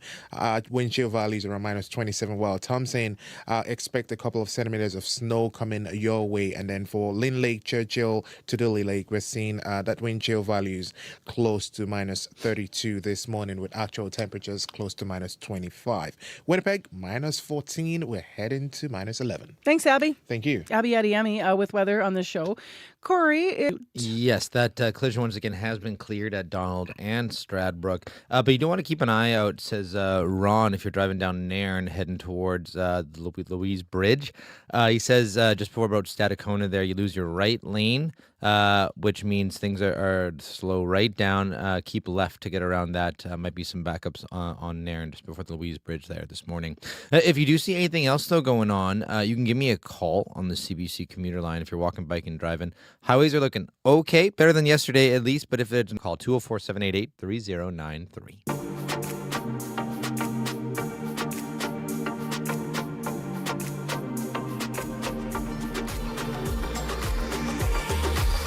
Well, in our community, music, of course, is seasonal for the holidays, but so are markets. There's so many around. There's wonderful makers in our community, and we're about to talk about one that will include music, jewelry, bannock, and more. The 4th annual Pitamino Muskiki Indigenous Handmade Winter Market is on from tomorrow, December 12th to the 14th. It's at Via Rail Union Station on Main Street.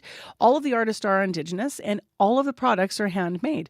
Shauna Fontaine is up early and on Zoom with us, one of the three Anishinaabe from Saking First Nation. Good morning. Good morning. Thank you for having me. Thanks for being here. Why do you think the event's been so successful? You guys are entering your 4th year. Oh, it's been a fantastic 4 years. It's hard to believe that it's been 4. I think it's been very successful because people have continuously showed up for the Indigenous makers who participate in the market. And then the makers themselves are continuously sharing, and they also following in community who come out to support them and show their love to their artwork. How many Indigenous? This year we have 121 makers in total, Indigenous vendors who are participating over the 3 days. And I was mentioning everything is made by hand. So talk a little bit to us about why that's important and how that connects to culture. Yeah, I think in most craft shows, that's a really critical component is, consumers want to know that the item that they're purchasing is made from hand, is made by hand. And so in this case, they're Indigenous makers, whether they're doing food items, whether it be microgreens or marshmallow squares to bannock, that's made with hand or grown by hand. To artwork, which is like beadwork or textile or paintings, that's all done with the heart and heart medicine. So it's done from a place of love, from spirit, and it really captures that, and it atones to storytelling and cultural continuity amongst Indigenous nations. You use the word medicine. In fact, Pitamino Muskiki, medicine is in the name of. Yeah, that's correct. It means brings good medicine, and that the market in itself is bringing good medicine to the people. Talk about more of what's going to be there as well. You mentioned some of the different types of items, but how big of a range is there with 120 artists of what people might find? Oh, everything from baking to hot food. We do utilize the cafe there as well. And we have a food cart outside to things like beadwork and jewelry and earrings. And of course, there's always tons of earrings, skirts and ribbon skirts and sweaters and stickers and buttons, candles and bath and body and wellness products. It's literally something for everybody in that entire space. You're also doing a bit of sort of a side event as well that is part of this. You're having a toy drive for Nijimakwa School, I understand. Tell us a bit about how that will work and what the need is. If people are going to the market, should they bring a toy? Yeah, we really like to partner with community organizations to be able to make a direct impact to the community at large. And so this is one of the ways that we can do that this year is to support the Nichimakwa School. So we're doing a toy drive on behalf of them, and they will have representatives attending as well over the 3 days. And so we ask anybody who's can not only support the Indigenous artists that are there and the makers, but also support some children this year and bring an unwrapped toy to the toy drive. And we're looking for school-age toys and particular things like crafts and artwork pieces that kids can take home with them and do with love. Behind you, actually, if people are watching on Zoom this morning, they can see sort of a beautiful room full of all kinds of things on the shelves. And I can't help but notice your earrings. You're known for making your earrings, so I'm curious if those ones are ones that you've made. Yes, these are. And yeah, I'm in my studio right now. So in addition to a maker, an Anishinaabe girl, and I have, of course, my storefront in Winnipeg, but I've been making earrings for 20 plus years. And so a little bit of my chaos behind me, and I definitely want to look over there right now as it's, really being all creative right now in this studio. Yeah, I always love when you use the birch bark and such. It looks like the ones you're wearing might have some of that. Your shop is on Lilac, I think. Am I getting it right? Yeah, it's at 165 Yeah. Lilac. What's it been like for you transitioning to having a storefront? Because a lot of makers and a lot of the entrepreneurs like yourself that we see at these markets are stepping into those spaces. And it can be difficult, right? It's a whole different thing. So what's that been like for you just to look at your business in a bigger way? You know, I always felt like I can't be successful as an artist myself if my relatives aren't. So when I opened the space, I really wanted to ensure that it had the ability to be able to carry other artists' work. And so I feel proud that I'm able to do that. And I think right now I've got about 65 plus makers at work in my shop. So that really means a lot to me to be able to do that. It's a lot of work, and it's hard. I have a very small team of people, but really dedicated people who help me out. It is a challenge. Sometimes the challenge is still getting people to come out, and especially coming out to support small business. So, as Manitobans, I think we need to always remember that, don't forget the small businesses out there. Of course, there's lots of shopping malls and corporations we can go shop at, but, don't forget the small businesses. We really count on your support, especially during the holiday season. And what's the support been like for small businesses in Manitoba, and maybe specific support for Indigenous businesses in Manitoba? I know we've done a few interviews about that on this show. And Charcuterie, I've had her on. We've talked a little bit about her business and how that's grown. Also a storefront in kind of the same area right there, and what that meant. I'm wondering whether or not we're seeing more supports come up for Indigenous entrepreneurs that want to have storefronts. I think that there is. I think that there's definitely a need. There's a need for it, and those that are doing this right now, like we're filling a gap that's existed for a very long time. But it's still a bit of a challenge, I think, in getting people to understand that they don't have to be Indigenous to support an Indigenous-owned business. Just because I'm an Indigenous person doesn't mean that non-Indigenous people can't come and support the shop. So I think that is one of the challenges that I think we still face. But otherwise, I think for the most part, a lot of people do want to come. They want to support it. They want to check it out. They want to ask questions. And some people are afraid to ask questions, but I encourage it, and I encourage it both at my store, but even at the market. Ask folks if you're not sure if that item, if you could have it. So we're always willing to answer those questions. All right, this weekend, Via Rail Station starts tomorrow, runs to the 14th. Tickets at the door, Shauna? It's actually free admission. So we also have some music, lively music, a photo which might make some appearances. Even better. Thank you very much for being with us up early and telling us more about this year's edition. Perfect. Thank you very much. Shauna Fontaine with us live on Zoom, one of the founders of Pitu Minu Muskiki Indigenous Handmade Winter Market. Free admission, December 12th to 14th at Via Rail Union Station. And if you want more information, just check them out on social media. I'm Suresh Das. I've spent my career writing about the local favorites that make Canada's food scene truly unique. I bit into a chili. Woo! From vibrant street food to comforting traditional dishes. The most important ingredients in jollof rice, love. To innovative, personal twists. Butter chicken lasagna. Butter chicken lasagna. That's what made it all happen. I believe every bite tells a story. Now, I want to share those stories with you. Locals Welcome with Suresh Das. Watch free on CBC Gem. Still ahead.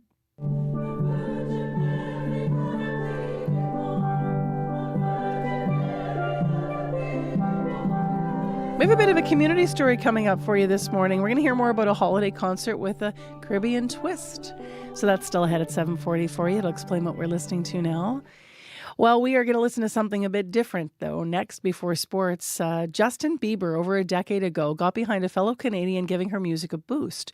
The story goes he heard her song on the radio, and then the Canadian singer-songwriter was Carly Rae Jepsen. The Canadian singer-songwriter was Carly Rae Jepsen. The song was Call Me Maybe. Not too long after that, in 2012, the two collaborated tracks. So this is beautiful.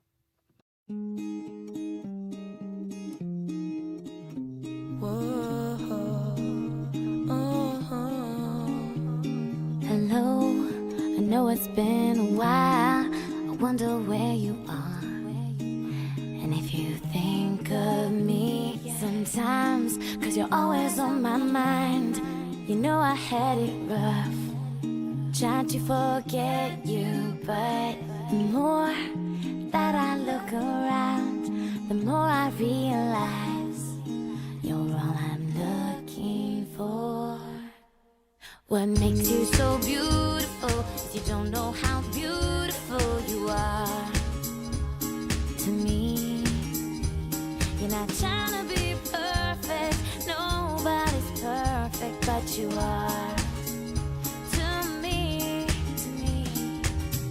It's how you take my breath away, feel the words that I don't say. I wish somehow I could save them now. Oh, I could save them now. Yeah. Beginning or the end, how do we make sense when we're on our own? It's like you're the other half of me. I feel incomplete. Should I've known? Nothing in the world compares to the feelings that we share. So not fair. What makes you so beautiful is you don't know how beautiful you are to me. You're not trying to be perfect, nobody but you are to me, to me. You try to take my breath away, feel the words that I don't say. I wish somehow I can see them now. Oh, it's not you, blame it all on me. I was running from myself, 'cause I couldn't tell how deep that we were gonna be. Justin Bieber and Carly Rae Jepsen and Beautiful. I got a soft spot for the Biebs, Scott Regehr. I'm telling you. I'm not lying. I was thinking exactly the same thing. Yeah. At the same time, he's just got that. Wasn't this from 2012 or something? This is when he was Yeah. a pretty young Yeah. version of Justin Bieber, the innocent Justin. Absolutely. Yeah. Back in the day. He's got a beautiful voice. Totally. All right. We have to, because we got to talk about hockey. There's some good news for the Jets. Yeah, there is. Connor Hellebuck, Marcy, on the ice for practice yesterday.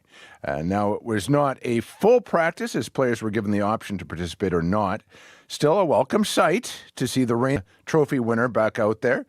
Hellebuck underwent knee surgery late last month, and he was given a 4 to 6 week recovery period at that time, which means the earliest he could come back is Saturday. Head coach Scott Arniel was asked about the status of his number one goalie and if he might be ahead of schedule in his recovery. He's getting closer. Yeah, he's getting closer. Obviously, the workload goes up. I'm not a doctor. I don't know. He's feeling really good. Two things. What happens after a big day, how he feels when he wakes up in the morning, and then the other side is conditioning. So those are the two biggest things for him. All right. So wait and see, I guess, where Connor's concerned. Jets are back in action tonight in the meantime against Boston, and the puck drop there is at 7 o'clock. Olympic hockey now. Let's go there. There's news on and away from the ice as well. Yeah, not so good news on it. In Canada's women's team's second to last warm-up before the Olympics, they got shellacked in Edmonton. They lost 10-4 to the U.S. In the latest rivalry series contest. They've never given up so many against their biggest rivals before. The Winter Games are just 57 days away now, and concern, Marcy, continues to grow over the readiness of the arenas in Italy. The NHL was already miffed about the main arena in Milan being 4 feet shorter than it was meant to be. Ice means more of a risk of high-speed collisions, among other things. But there is also a danger in playing on a subpar surface. No ice has been made yet. It is the latest things have ever gone before an Olympic tournament without there being ice put in place. Rushing the process results in a soft, unreliable surface with trapped air bubbles and a compromised structure. Here is NHL Deputy Commissioner Bill Daly. The challenge that you have is we're going to be playing 3 hockey games a day. Surface that's difficult for any ice surface to withstand, and that's why the ice has to be good. So that we'll see how they do that. I think it's probably self-fulfilling prophecy that if the ice isn't ready and it's not safe, then we're not going. In late November, the NHL gave the IOC a 1-month deadline to show progress in construction. It does not sound like they've seen that progress yet. A test event, which was already supposed to have happened, is now rescheduled for early January. And if it doesn't take place, Marcy, Hockey Night in Canada's Elliot Friedman says, quote unquote, cue major freakout mode. Sounds like Elliot, yeah. And let's finish with basketball. Canada's Athlete of the Year continues to shine. He does. Shea Gilgeous-Alexander led all scorers last night in Oklahoma City's thumping of Phoenix. What a week it's been for Shea. On Tuesday, he claimed the Northern Star Award as this country's top sports person for 2025, and now he's led the Thunder through to the NBA Finals. You know, we hold ourselves to a high standard. Most importantly, it's about us getting better. No matter where we're at today, we want to be better for tomorrow. And then there was a little bit of money on the line, so we woke up on the right side of the bed this morning. Shea referring to the prize players get for winning the NBA Cup, which amounts to about $1 million Canadian a player, which might not be a ton to a guy like Shea, who has a huge salary, but for someone at the end of an NBA bench, the money could be life-changing. So the NBA Cup, more than just those fancily painted hard-court surfaces. All right, thanks, Scott. You bet. Scott Reguer with Morning Sports. We have some reports in traffic of ice fog now on the highways around Brandon and around Basswood. It is building up on the windshield. It's making visibility tricky. Apparently, the road surfaces are okay. So this came from a call to our commuter line. If you want to update that, 788-3093. Your news is next. This is CBC News. I'm Heather Wells in Winnipeg. At 7:30, it is -14. It's going to be a cloudy one. Good chance of flurries through the day and then light snow beginning this evening. Today's high, -11. People in the Flin Flon area who lost cabins and homes are still dealing with the aftermath of the wildfires earlier this year. They face decisions around insurance and whether to rebuild. CBC's Rosanna Hempel brings us one couple's story. It was kind of nice staying there because it was ours. Debbie and Greg Ellingson lived for 2 months after this season's wildfires. Their home southeast of Flin Flon didn't survive. It was overwhelming. It was disbelief. Now they're deciding whether to move away or rebuild, depending on how their home insurance pays out. We can go down that rabbit hole of despair, but we might never come out of it, so let's just try and stay positive. The Ellingsons encourage others to be as prepared as possible for wildfires. They're finding comfort in familiar places and new traditions. They've put up a Christmas tree where their house once stood. I'm going to put it right smack in the middle with some lights on. To show that despite hardships, they're choosing to move forward. Rosanna Hempel, CBC Manitoba. Mayors, councillors, and staff right across Manitoba now have a new toolkit to help deal with violence. The Association of Manitoba Municipalities released the toolkit at an event in Toronto this week. It says the plan comes at a time when harassment and threats towards local councillors and staff are on the rise. Thompson City Councillor Kathy Valentino is the president of the AMM. We've been hearing a lot from elected officials and our municipal administrators from across Manitoba, and we're hearing the same story, that they're facing hate and harassment from residents just for simply doing our job. Valentino cites recent events, including a Halloween display in the Arm of Taché, which included 5 hanged human-like figures mimicking local councillors. The chief of Peguis First Nation says the band is considering its legal options after its real estate trust sold most of a former golf course. That land now is in the hands who used to advise the band and its trust. CBC's Bartley Kivas reports. Peguis First Nations Real Estate Trust bought the former Meadows Golf Course in East St. Paul in 2021. It used $10 million Peguis received as reparation for broken treaty promises. The real estate trust sold most of this land to developer Andrew Marquis in 2024. Peguis Chief Stan Bird took to Facebook to state he's exploring legal action. How can this type of deal be structured and supported by some of our own people? Bird said he's concerned Peguis members didn't vote on the transfer of $10 million from the trust governing the money the federal government paid Peguis to settle its historic land debt. Greg Stevenson, the former chair of the real estate trust, said he wasn't aware a vote needed to be held. Bird's transaction was one of several bad deals spearheaded by former Peguis chief Glenn Hudson. When asked about this, Hudson turned the tables on Bird. If they don't have that vision and they don't have that foresight and the knowledge to be able to move a deal forward, then it will be a bad deal. Andrew Marquis's lawyer has said the Meadows deal was a normal business transaction. The lawyer said Marquis will defend himself against any unfounded allegations from Stan Bird. Bartley Kivas, CBC News, Winnipeg. Dozens of minor hockey teams in Winnipeg are scrambling to find ice time next month because a film production will close rinks at the Southdale Community Centre. Hockey Winnipeg, St. Boniface Minor Hockey Association, and the Hockey Winnipeg High Performance Council have issued a statement saying the Southdale Community Centre is going to close its west rink from January 3rd to the 23rd and the east rink from January 12th to 16th. It's all for the filming of a movie about curling. The organizations estimate they are going to lose 100 hours of scheduled activities and 85 hours of ice time. More than 60 teams will be impacted. The statement goes on to say Hockey Winnipeg isn't opposed to the use of community centers as filming locations. However, the timing will have a significant impact on sport programming. CBC has reached out to the Southdale Community Center and representatives of the film production for comment. A new harm reduction van is preparing to bring life-saving support to the streets of Brandon. It's going to be operated by the Southern Chiefs organization to bring mobile harm reduction services throughout. It says it's going to draw on its mobile crisis team's experience working in 32 First Nations. Kat Salmon welcomes the van coming to Brandon. I've lost one too many friends. I've never been able to finish grieving on one person before we lose another one. So it's been very difficult. With them having supply of naloxone, it might get to them faster than, I've had to jump on my bike and go flying halfway across the city and you never know if you're going to make it or not.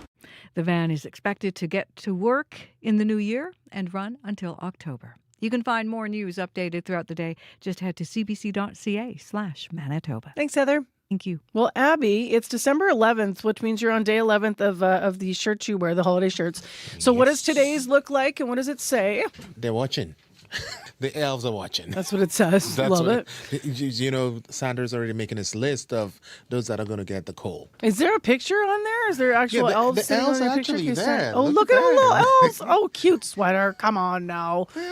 That's a good one. If you're watching on YouTube, you always get that added bonus. What will Abby wear today? And then he shares the most fun ones. All right, let's get into the forecast. It's time for the regions. I am watching the weather for sure, and it's chilly outside. With that wind chill factored in, yes, it feels chilly in this part of the province. And even overnight, we're going to be seeing the wind chill close to minus 30 in Winnipeg. But right now, minus 14. We do have a good chance of flurries today. Light winds will push our highs to about minus 11, and then we'll see the light snow, the flurries that we'll be seeing during the day. That should taper off as we get into the evening and overnight period. Similar conditions we're seeing in the Pembina Valley region, more than Winkler out in the Morris. We're seeing temperatures sit around minus 15 at this time. Looking at a good chance of flurries also for that part of the province, warming up to minus 11. Brandon is at minus 13. You have light snow falling there right now. Wind chill around minus 23. You warm up to about minus 10 later in the day. The light snow ends as you get into the evening and overnight period. For folks in the Parkland region around Dauphin, we're seeing cloudy conditions there. Light snow falling earlier, but now it's cloudy over there. Minus 13 at this time. You get to see some clear conditions, and then, the flurries will return later in the afternoon. You only warm to minus 10 for later in the day. For Gimli, it is minus 14 right now. Cloudy conditions. You have a good chance of flurries also passing through that region later. You warm up to minus 11. For the folks around the powerful influence surrounding communities, we're seeing light snow with temperatures around minus 16, minus 17, depending on where you are in that region, and you only warm up to minus 14 later. Now for Thompson, light snow still falling there, minus 18 at this time, bringing a few centimeters of snow added to what you have on ground already. You will see your daytime high around minus 16. And then way up in Churchill, it's still frigid around Churchill and Tuduli Lake. We're seeing Churchill around minus 21 at this time, and then going towards Tuduli Lake, we're seeing minus 24. And then for folks around Gillam, we're looking at temperatures around minus 23. The wind chill around that area feels like minus 32 this morning, but your daytime high would hang around minus 18 to minus 19. So overall, Marcy, we're expecting a great day with some flurries hanging around the city of Winnipeg, and the highs will be stalling around minus teens in most areas across the province. But Winnipeg, we only warm to minus 11 later today. All right, thanks, Abby. Thank you. To get caught up on your morning commute, Corey is in to tell us what's going on the commuter line. Yeah, both Carrie and Ann called. They said there's a stall on westbound Jubilee in the left lane just before Pembina, and it's causing some pretty big backups for folks. So people are kind of slowly starting to merge into that right lane there, but it is very, very slow going westbound Jubilee because of that stall. As well, just hearing about very foggy ice fog on the highways this morning, particularly around Brandon. Got a call about that, as well as Thomas called today on Highway 16 between Basswood and Strathclair. Also very icy fog, kind of sometimes building up on your windshield, actually, and causing some visibility issues for folks. But the highways actually themselves are all right, but it's just that visibility from the ice fog causes some issues. So careful out there on the highways. If you do see something else going on, give me a call on the CBC commuter line. If you're walking, you're biking, you're driving, would love to hear from you. That number, 204-788-3093. I used to have a guilty pleasure of loving picking up the traffic line. I didn't do it much in my career, but because people's moods would be so different. Yeah. Like you could, almost if it was going to be if it was something very serious, like you could hear the tone, and if it was just something annoying. Yeah. You know? I do like this grumpy college, like someone sometimes you have to, the language that they give to me is not the language I portray on air. I'll tell you that much. Yeah. Yeah, we can't pull out the beeps fast enough. Yeah, exactly. But it is fun, and I appreciate it. People are, we're a media outlet for people sometimes, literally. An outlet. Yeah, exactly. 788-3093. It is 20 to 8 right now, and next on the show, there may not be snow in Trinidad and Tobago, but the holiday spirit is vibrant. For the first time, the Winnipeg Philharmonic Choir is merging traditional with tropical. The High Life Steel Orchestra is going to join the choir for their Christmas concert, which is happening on Sunday. CBC Manitoba community reporter Shanley Vidal was at their first rehearsal.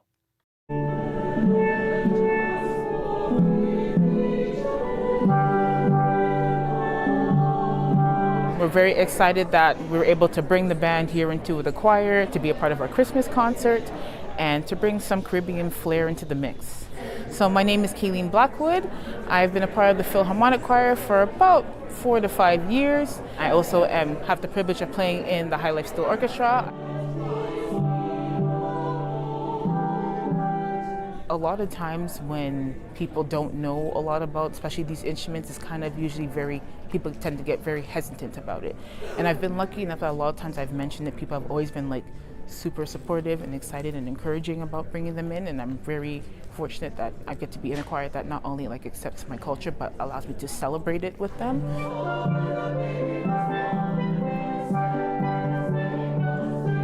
She said, "My brother and my sister, they'll play too. We can play with you this Christmas."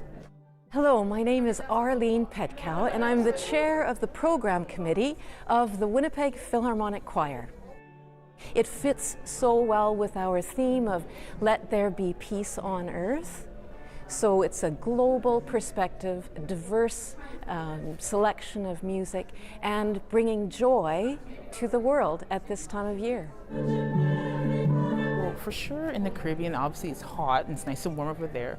So a lot of times you do hear a lot of more like gospel-like Caribbean carols, which tend to be a lot more upbeat and kind of calypso based. Or then you can also take like kind of the carols that we know here and make it Caribbean, just arrange it, change the rhythm to suit. And then like usually a lot of the songs tend to be, you know, a lot more about like Jesus, very much focused on that, and less more about the season, right? Because you don't have any snow there. So there's Patapan, there's Jamaican Noel. That's a tiny little baby born in Bethlehem. So rhythm is a driving force in these pieces.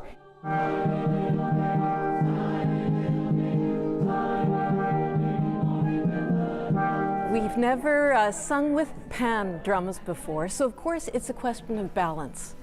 You know, what does the back row sound like, the men, the women, and then of course the steel pan. So we have to find that sweet spot, literally, with the pan drums to get the perfect balance. I think it'll be interesting because the way we learn music is much different from the way the choir learns music. The choir learns music through like sheet music, having words in front of them, and with our instruments we learn everything by ear. So all we've been doing is kind of writing down notes. We kind of do lots of repetition. I play one thing and then my siblings play another, and that's how we learn the pieces. So we'll just be mainly able to kind of watch what our conductor's doing versus reading notes. We don't read notes, and then be able to hopefully add in some dynamics and kind of follow what the choir is doing and things like that. Lots of listening for sure. I think our eyes will come off the page, which our conductor would be very happy about. I think we will just be smiling ear to ear. I think our heads will swivel over to the pan drums, and I think it'll be a moment of discovery at the beginning, and then again it'll be pure enjoyment.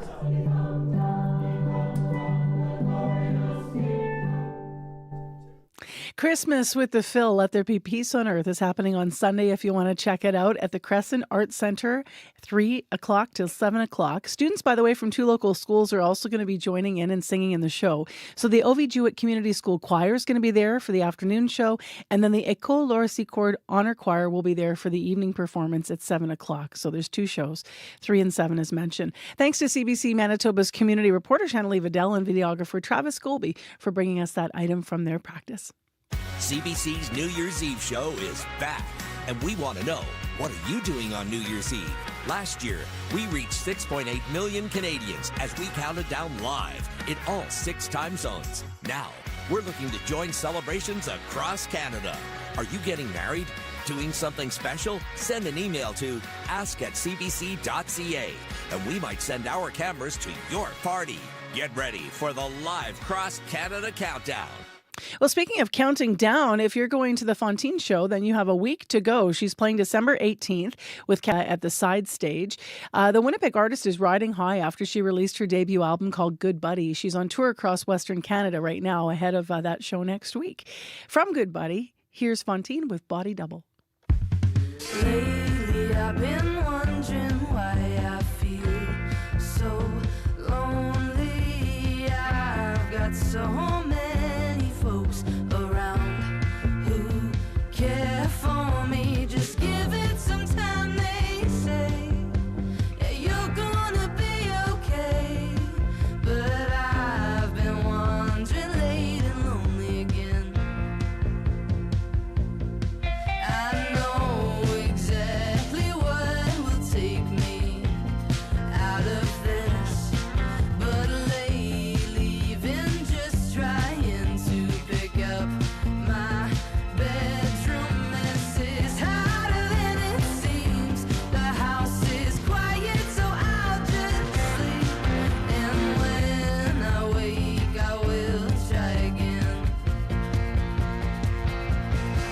But if it's not too much trouble, I think I need a body double.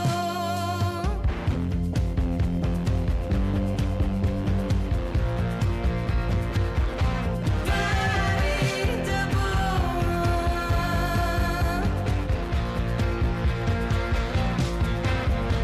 Minutes turn into hours, into days, into weeks.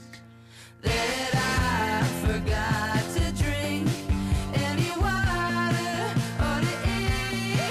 But if I see a nice pink cloud, I might poke my head out to stand in the road in my bare feet.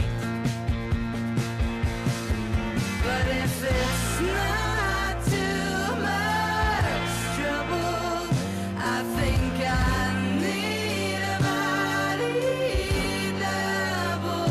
Oh.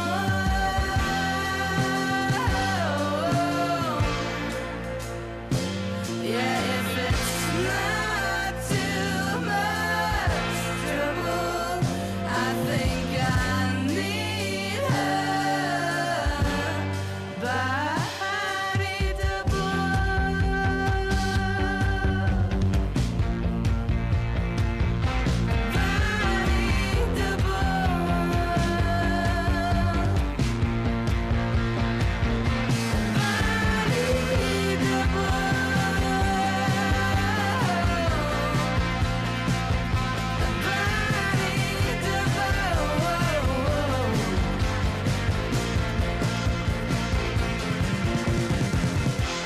I love the tone and tempo changes in that tune. You're singing along and all of a sudden you have to stop and slow down and remind yourself.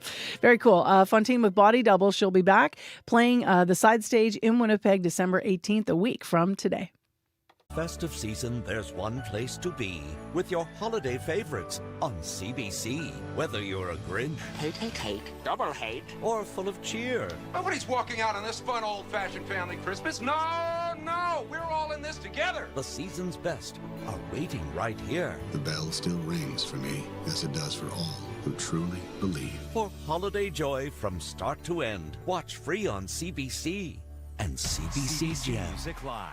Head into the big venues, intimate concert halls, and small stages. Celebrate live music the way it was meant to be. Share in an unmistakable energy of being shoulder to shoulder with music fans and face to face with some of Canada's best musicians. It's such an honor and a pleasure to play here. CBC Music Live, brand new season. And catch past episodes right now on CBC Gem. Let's check traffic here. It's 11 minutes to 8 o'clock. Corey's come in with an extra update. Yeah, reminder, there's westbound Jubilee just before Pembina. You lose your left lane to a stalled car. Keep right to get around that. Both Carrie and Ann said it's real slow going, real backed up westbound Jubilee this morning as well. Ron called on Nairn heading towards the Louise Bridge there at Strathcona there. Stadacona, you also you lose your right lane, so keep left to get around that. And finally there, if you are on the highways around Highway 16, as well as the highways around Brandon, including the Trans-Canada, got a couple calls about ice fog that builds up on your windshield and make things pretty poor in terms of visibility. The roads are okay, but the visibility not so great. So heads up if you are hitting the highway there. Thanks to Thomas for that call. You can give me a call on the CBC commuter line if you see anything else going on. Also, Dyke says those rapid transit trails paths are wonderfully plowed. So for cycling, so that's great news from Dan. You can give me a call if you see anything else. 204-788-3093. Well, coming up on The Current this morning, the Manitoba Nurses Union is raising the alarm about violence faced by nurses in our province. Nurses at Health Science Centre and Thompson General Hospital have voted to greylist the facilities, as we've been reporting. It warns other nurses about taking jobs or shifts at those hospitals. That's what greylisting means. On The Current, an HSC nurse describes what she's seen. I've seen axes. I've seen hammers that have come in. I've seen pool balls in socks that have been taken from people, machete, knives. I think I've seen it all. During more than a decade on the job, she says she has been threatened and punched while caring for patients, but she says that's not the worst of it. Like, I feel like it should be when I was attacked that's the hardest time, but it's actually when you see your other coworkers slapped across the face, punched, spit at, screamed at. There's something almost worse about seeing it happen to somebody that you care about and work side by side with than it happening directly to you. So that is today on The Current. More from that nurse who CBC has agreed not to name, and also Darlene Jackson, president of the Manitoba Nurses Union. So that's right after our program at 8:37 this morning. right here on CBC Radio 1. It is 8 minutes to 8 right now. I'm Marcy Marcusa. Thanks for joining us. It's minus 14 in Winnipeg. We're expecting to be around minus 11 for the day. Well, yesterday, outside liquor stores, some of them were very busy, busier than usual. It's because American booze was allowed back on the shelves for a limited time. Manitoba Liquor and Lottery says $500,000 of U.S. liquor sales will go to charities around the province. CBC's Matt Humphrey spoke to some shoppers. $1,594. Sorry, how much was that? $1,594. Holy moly. So what'd you buy?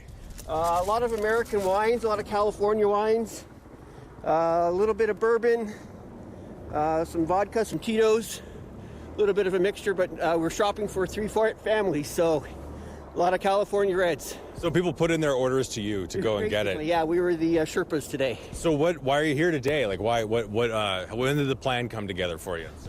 Really, whenever we heard the profits were going to go to charity, that was a big instigator. I really wanted to support that initiative, and we've missed the California Reds actually for the last little while, so it was a good opportunity to restock some shelves just in time for Christmas. Do you hope the province does something like this again? Absolutely. Great initiative. Anytime they can do better to support charities and local food banks and things like that, it's a great way to bring Manitobans together and support a worthy cause. Can I have your name, please, sir? My name is John Creelman. What'd you get today? I got my husband bourbon for his old fashions. Yeah, and you can't get bourbon for a long time now. We're there in Alberta for holidays, and we did get some then, but we need enough for about a year's worth. So, but if I know that it's going to charity, then I'm really happy about it. Yeah, how did you find out that American booze would be on the shelves again? When did we hear it? My husband told me, probably online, I think it was. We heard about it yesterday, and I was here at 5 minutes to 10 this morning, and the lineup was out the door already, so... And so it's all for the old-fashioned, specifically bourbon. I got a bottle of red wine, too, for Christmas Eve. So how have you guys been doing without the American liquor? Well, like I said, we've just been collecting it and saving it from the summer. So we've just having, not a lot of things to drink, but yeah, it's good. And the reason that people felt good about doing it is because this is stuff the province already had bought and that was in a warehouse, and now the proceeds are going. Exactly. So what do you think of that? In that sense, I'm okay with it because I'm glad to be supporting the community and charity. So that's the only reason why I'm here. Would you want the province to do something like this again? Yeah, as long as we're not getting it imported from the United States. Yeah, whatever we have on the on the shelves, sell it. Yeah, I'm okay with it. Can I have your name, please? Larisha. Can I ask what you bought today? Bourbon and Tito's. What were you missing? You were missing out on the bourbon? Yes, my husband was. So how did you hear that you could buy American liquor? Just TV, radio. Is your husband going to be happy to get bourbon again, you think? Yes, but we've been also ordering from Calgary, so we're not paying shipping this time. And would all the proceeds go to charity? How do you feel about that? That's a great idea. Doesn't go back to Trump, so I'm happy. If the province did something like this again, would you be happy? Yeah, for sure. If it's helping other, not. Can I have your name, please? Alyssa Passenger. Carol Ryrie. Proceeds are going for charity. Precisely. And there is absolutely no way we'd be putting a cent into the American economy otherwise. Was it busy in there? It was super organized, not busy. They've got everything in certain areas. You line up, your wine that you want, you get it. The biggest is the lineup at the end to pay. So what'd you get? Mayomi, Pinot Noir. So it was mostly wine. Yes. It was the California. Would you be supportive if the province were to do something like this again? Well, aren't they clearing out everything right now? Yeah. I'm hoping this is a one-off, and we have a lot of Canadian wines that are excellent, so we've been enjoying those lately. Although we don't even drink a lot, so Christmas gifts. Mike Prescott. I bought white wine, Carlo Rossi out of California. The Canadian wine didn't taste the same, so I wanted to get something for Christmas special, and I said, you know what, I'll get 2 bottles. And would you be supportive if the province did something like this again? yes, I would. At least we know where some of it's going. Matt Humphrey from CBC outside Liquor Mart yesterday talking to some shoppers. According to a spokesperson for Manitoba Liquor and Lotteries, the top-selling products were top-shelf bourbons and California wines. The spokesperson said, though, they won't have exact sales figures until the new year. I know around town when you order an old-fashioned, there's been all these versions, trying to make it up with whiskey or rye, figure out how it tastes. People have been kind of adding smoky flavors. They're kind of making new fashions, but they don't quite taste the same without bourbon. So no surprise that was one of the top selling liquors, but as mentioned, all the proceeds from the U.S. liquor that they already had in stock that they put back out in the shelves in Manitoba will go to charities around our province. That money will stay in Canada. Let's go to Heather Wells, who is in our news center this morning with headlines. Good morning.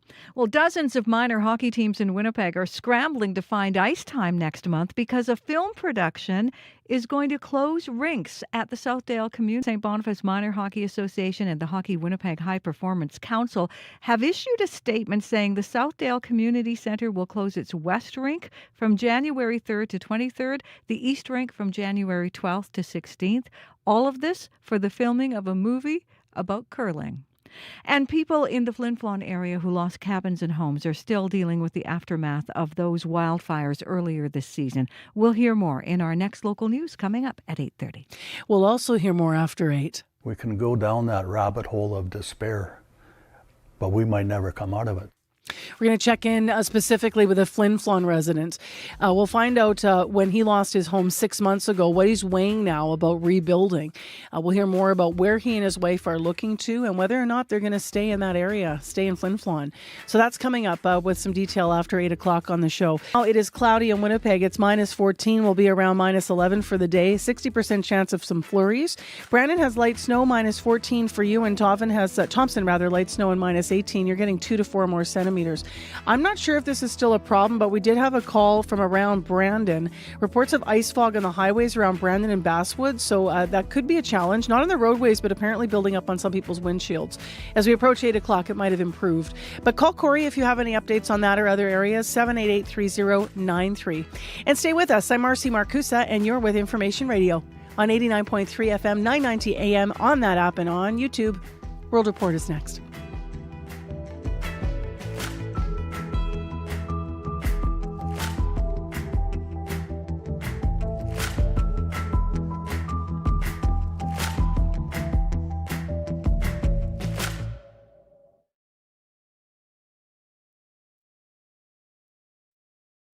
On cue. The English rock star Youngblood grew up in a guitar shop surrounded by these walking encyclopedias of rock and roll history. Now Youngblood is a musician himself, nominated for 3 Grammys. He'll be here to talk about his career and working with some of the biggest names in rock and roll.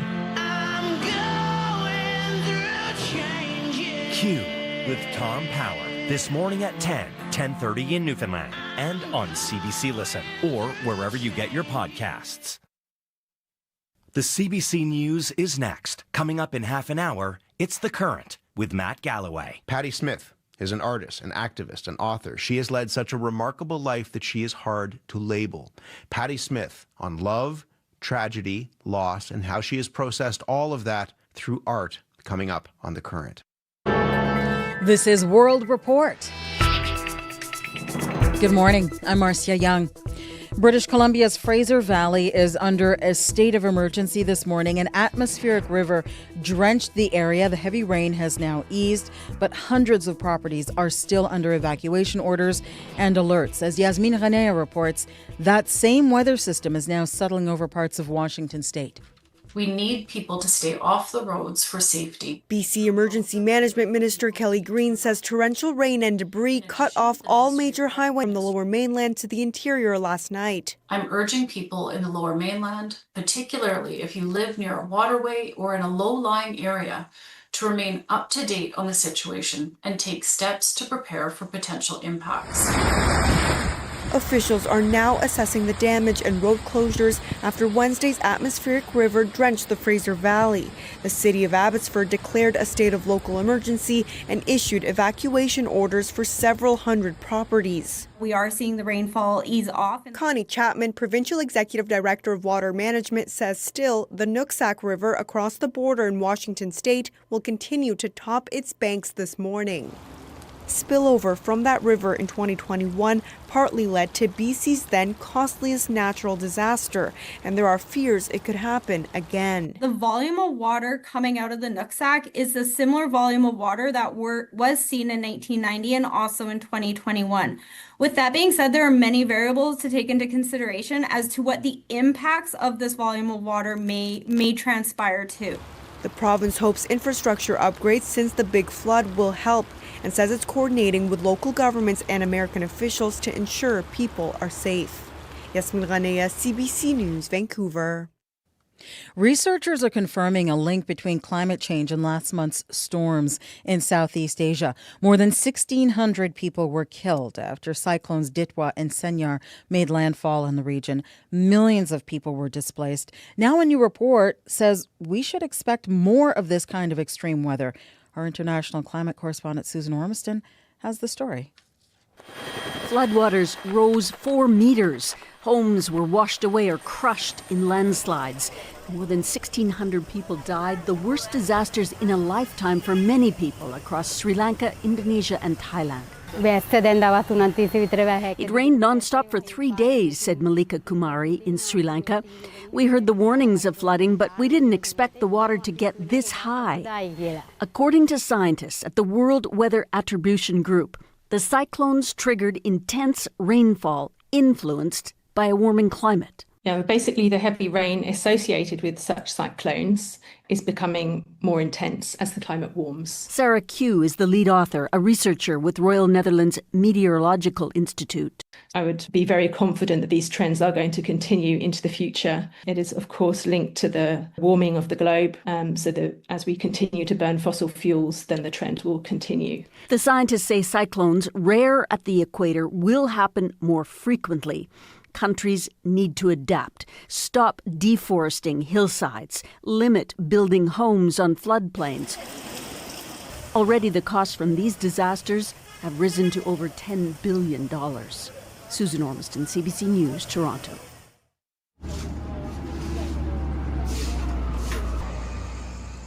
A Palestinian family uses a broom to sweep water out of a tent in Gaza. They are among the hundreds of thousands of people displaced by days of heavy rain and flooding. Officials say hundreds of tents are already submerged, and the situation could get worse, especially with no shelters available for displaced families. More rain is expected to fall today and tomorrow. The Canadian Army will begin replacing its entire stock of assault rifles starting next year. Internal documents obtained by CBC News show a contract is coming under the Canadian Modular Assault Rifle Program. As the CBC's Murray Brewster tells us, the deal is part of the federal government's push to boost Canada's defence industry. Canadian C7 and C8 assault rifles, letting loose on a training range. These soldiers are carrying weapons that are almost as old as they are. The rifles saw service in the Afghan War almost 20 years ago.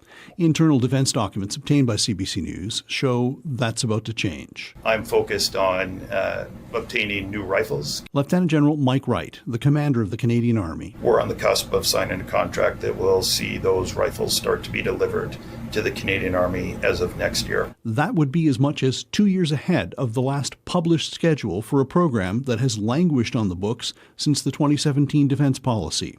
It would also be a win for a government and an army facing pressure to buy Canadian. The contract could go to Colt Canada, which has supplied the Army with its current weapons. It could be worth between $500 million to $1 billion. This accelerated program could also provide the Army with some covering fire.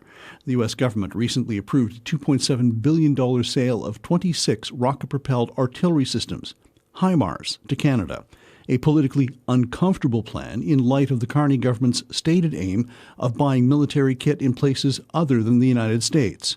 Wright defended the HIMARS proposal, saying troops in Latin need it, and the system has proven itself in Ukraine. Murray Brewster, CBC News, Ottawa. The Maduro regime in Venezuela is accusing the United States of an act of piracy. U.S. forces have seized an oil tanker off the coast of Venezuela. U.S. President Donald Trump confirmed it yesterday evening. As you probably know, we've just seized a tanker on the coast of Venezuela, large tanker, very large. No, it was seized for a very good reason. The Trump administration says the tanker was being used to transport sanctioned oil from Venezuela and Iran. Venezuela's longtime authoritarian president, Nicolas Maduro, had this response. Anyone who wants Venezuelan oil must respect the law, the Constitution, and national sovereignty, and get down to producing, invest, and sell our oil. This tanker seizure is an escalation of U.S. military activities in the Caribbean Sea and Pacific Ocean. Since September, the Pentagon has launched more than 20 strikes on what Washington says were drug smuggling boats. After months of hiding, Nobel Peace Prize laureate Maria Corina Machado is in Oslo and appearing in public. She violated a decade-long travel ban and flew in secretly to Norway. Venezuelan authorities now consider her a fugitive, but Machado says she will bring the Nobel Prize back to her homeland. I'm going back to Venezuela regardless of when Maduro goes out. He's going out, but it's going to be determined in terms of what is the moment when I finish to do the things that I came out to do. Machado did not say when she plans to return to Venezuela. This morning, a UN fact-finding mission found Venezuela's National Guard has been targeting political opponents and committing serious human rights violations since 2014. For Black women in Canada, a trip to the doctor can often mean feeling overlooked or unheard. They have been experiencing years of systemic bias and anti-Black racism in healthcare. But as Selena Alders reports, a group of female healthcare providers in Dartmouth, Nova Scotia, is working to change that. I feel validated and seen for probably the first time in my life. After years of feeling dismissed by the healthcare system, Kate McKinnon says she's finally able to access the treatment she deserves. Are you okay to do your blood pressure? Yeah. She's a patient of the Nova Scotia Sisterhood, a team of all-Black female healthcare providers dedicated to care that acknowledges a patient's cultural background and lived experiences. This is more than just a doctor's office. Since launching in 2023, the Sisterhood has seen hundreds of patients. It offers services out of its new clinic in Dartmouth for African Nova Scotian women with or without a family doctor. Kirsten Boyle is a nurse practitioner. People are often dismissed, they are not heard, and coming here makes them feel validated. She says some of her patients haven't had a checkup in 10 to 15 years because they don't feel understood by their white male providers. Some research suggests that Black women in Canada are often underscreened for cervical and breast cancers. For example, skin cancer also tends to be more aggressive in some of the women because it's missed. It doesn't present the same way. McKinnon says she wants to see the Sisterhood working in communities right across the province, but a spokesperson for Nova Scotia Health could not say whether there are plans to expand the group's mandate. Selena Alders, CBC News, Dartmouth. That is the latest national and international news from World Report. News anytime. CBCnews.ca. I'm Marcia Young.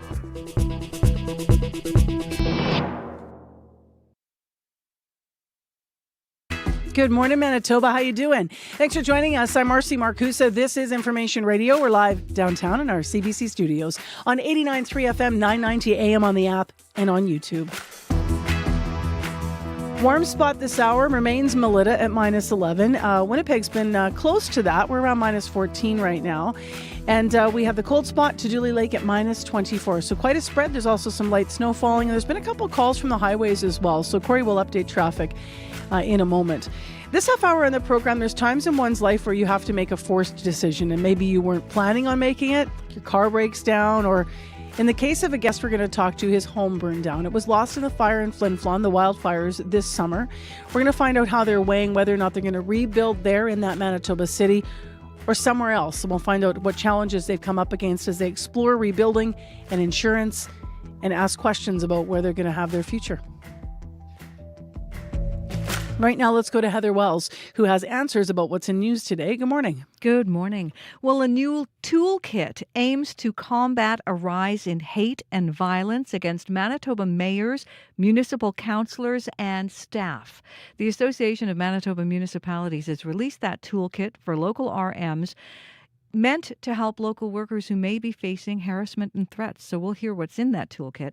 As well, dozens of minor hockey teams in Winnipeg are scrambling to find ice time next month because a film production is going to close both rinks at the Southdale Community Centre for parts of January. I'll be back with more Manitoba news at 8:30. All right. Thanks, Heather. Thank you. Let's get into the forecast. The temperatures actually have just updated, Abby. Yes, it's updated and reported at the airport. It's making its way through the city. You might be noticing it where you are at this time. Overall, temperatures sitting between minus 11 and minus 15 in the province this morning. Right now, we can expect daily highs to be a bit chilly. We're going to top out near minus 11 in the south, and further north, we're going to see temperatures top out around minus 18. Winnipeg right now, it is minus 13. Light snow reported at the airport. Expect flurries with light winds to stick with us for most of the day. We will then see that daytime high of minus 11. For tonight, those snow, light snow and the gusty winds will peak up before pushing our temperatures to about minus 18 overnight. In the southern part of the province, Mercy, we are looking at, temperatures hovering between minus 13 and minus 16 right now. And most of the regions down south will see close to minus 11 later. But up north, we're looking at minus 18 in Thompson. Wind chill feels like minus 26 right now. All right. Thanks, Abby. Thank you. Well, you might have heard Corey on the phone in the control room there. He's now come studio side to tell us what's going on in the commute. Yes, getting lots of calls from Ashley, from Sarah, Carrie, and Ann, all about westbound Jubilee. Very, very backed up, and that's because of a stall right before you hit Pembina there in the far left lane. Stalled car, lots of people trying to merge in that right lane, and they say it's backed up all the way to Osborne. So very, very slow going on westbound Jubilee this morning, and it'll be that way until that stall is calls this morning. Other than that, though, the highways around Brandon, as well as Highway 16 between Basswood and Strathclair, got some calls about ice fog, making those windshields pretty gunged up by ice. So it might be poor visibility, but the highways themselves are actually okay. So that's the calls I've been getting so far. But if you're walking, you're biking, you see something going on, give me a call on the CBC commuter line, or if you're driving as well, of course, that number to call, 204-788-3093.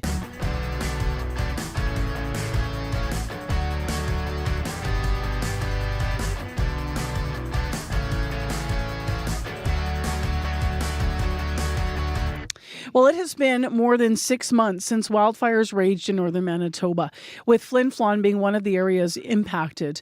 Greg Ellingson and his wife Debbie were evacuated from their home on May 30th on Sally's Beach Road. Imagine you leave and the next day their house was gone. Only their garage was still standing after the fire swept through, which is a critical part of their story, as we're about to hear. Today, the Ellingsons are deciding whether to move away or to rebuild. That part of their story in the news this morning. But Greg joins us from Flin Flon to talk more about the details here. Good morning. Good morning. So to go back for a moment, Greg, before the fire took your home, what kind of conversations were you having as it started to move closer and you were deciding what to do? Well, we were watching it like everybody else close, but then it was heading northeast away from us. And we thought, actually, when we did evacuate, like the city of Flin Flon went on Wednesday and we got evacuated the Friday. And we thought it was because the highway was going to be closed because it was threatening the highway south of us. And we thought, okay, that's what it'll be. And then we were kind of in shock to find out that the fire had turned so fast. I talked to one of the firemen and when I did come back and he was here fighting it, and he said that it turned and come back at them so fast. So we still sometimes in disbelief. Yeah, how could you not be? I mean, the next day then your house went. When we were in Flin Flon recently, just, last month, one of the things that was really haunting was someone was sharing with us, texts that were coming from firefighters in moments. And I don't know if it was particularly when you were talking about in your situation on Sally's Beach Road, but somebody was talking about, texts started coming in saying, no, leave, like we could die. Like this is how fast things move, just devastating. What was it like to return to your property after you evacuated? Well, I think the one thing that did help is we were away for almost a month, I guess, and so we had time for it to sink in. But still, your heart just dropped when we walked onto the property and seen the wreckage, nothing left but metal, twisted and burnt, where our house used to be, and how stuff around the house didn't seem to be touched. Like my boat was sitting down front and it basically had a little bit of a burn mark on the front, but But to see that pile of trash, it was gut-wrenching, I guess. You shared photos with CBC. If people are listening and watching the show here on YouTube this morning, we're seeing that. And as you say, just some things untouched, including your garage is still standing beside the pile of debris. Tell me why that's significant. Well, it did become our living quarters for the first 2 months. We've chuckled about it because we have an old outhouse that was built like 60, 70 years ago, I guess, back in 63, and my wife was always after me to tear it down, and I wouldn't. And here we ended up using the garage. So we kind of chuckle about that. But it was important that we, I don't know what we would have done at that time, but we had made up our mind we're going to try and live at least for the summer and stay close to home and live in the garage. And we're thankful it was still there. What did the property that you lost mean to you and your family? Like, I guess the house that you lost, how big was it, and what kind of a place was it? It was about 1,200 square feet. We had a hot tub just off the deck and whatnot in it. My parents had built the original in 1963 when my brother and I were just young, and then when Debbie and I retired. In 2010, we tore the original down and built just a modest home that would suit us and would have room for our kids and our grandkids to come and visit and stay, and that's what it meant. It's 3 generations of memories. Yeah, overlooking the water. It's beautiful up there, really, in the middle of the trees. So you were living in the garage 2 months during the summer. Where have you been staying for the winter months right now? Well, we were very fortunate. A neighbor of ours who's actually 3 doors down has a cottage that wasn't being used much, so she offered to rent it to us. So we were so lucky that we're close to home. We can walk down to our garage. We have heat in the garage that we can put on, and we can go back there and tinker and do whatever just to be close. So as I mentioned, there's some moments in our lives, right? I mean, where you don't plan on having to think about this, but now you have to figure out what you're going to do. What are you weighing and considering regarding rebuilding, Greg? Well, the first thing is how much money are we going to get towards building? We're hearing horror stories. Well, you can see the price of lumber, what it's like and whatnot. So it'll be all based on if we get enough to rebuild. We should hear something. We've been told probably this week. And then we'll go from there. Like, if we can't rebuild, we're probably going to relocate. We're not sure. We discuss this probably weekly, where you want to go and what do you want to do. And we just haven't made up our mind yet. We've got to wait and see. If you do relocate, what do you mean? Where would you go? Like, would you stay north? Well, we love the north, born and raised here. Our first choice would probably be to stay north if we could find something, reasonable to buy or to rent, I guess. We don't know. But other than that, we do have family in Saskatchewan we may go to. If you're able to stay in Manitoba and rebuild around Flin Flon there, what are you ironing out with insurance right now? What are premiums like? You're waiting for some information there, I understand. Yeah, the numbers for the building. We talked to our head person last week. Actually, she phoned and she said she's hoping to have some numbers. She's been on them about getting us numbers for rebuilding, and we've just been waiting. And part of the problem, we've been part of the problem too. Like our contents, we've been slow in the contents. We just have a little bit left to do, and we'll get the rest of that done, and then our end of it is all done. Got it. But are you still paying, like, how does the insurance? I understand the information I have is you're still paying premiums on a house that's not even there. That's correct. That's correct. And they went up significantly, but we're still. That's what I went into the insurance office and I said, well, there's no house there. Do I still pay? And they said, unfortunately, yes. Our insurance come due in October, and we had to pay it. What does they went up significantly mean? What were you paying and what did you pay in October? Oh, boy. I can't remember the exact number, but I would say it probably went up 40%. I'm just guessing. Oh, yeah, okay. You have a lot on your plate then, financially. You're still waiting for answers, obviously, about compensation, about insurance, about rebuild, about input. If someone's in an area that's at risk for wildfires, what would your advice be? What do you wish maybe that you had, I don't know, had prepared for? None of us can imagine this happening, but in hindsight here. Well, in hindsight, I did have a fire pump and fire hose and nozzle, and I would hose down our property every day.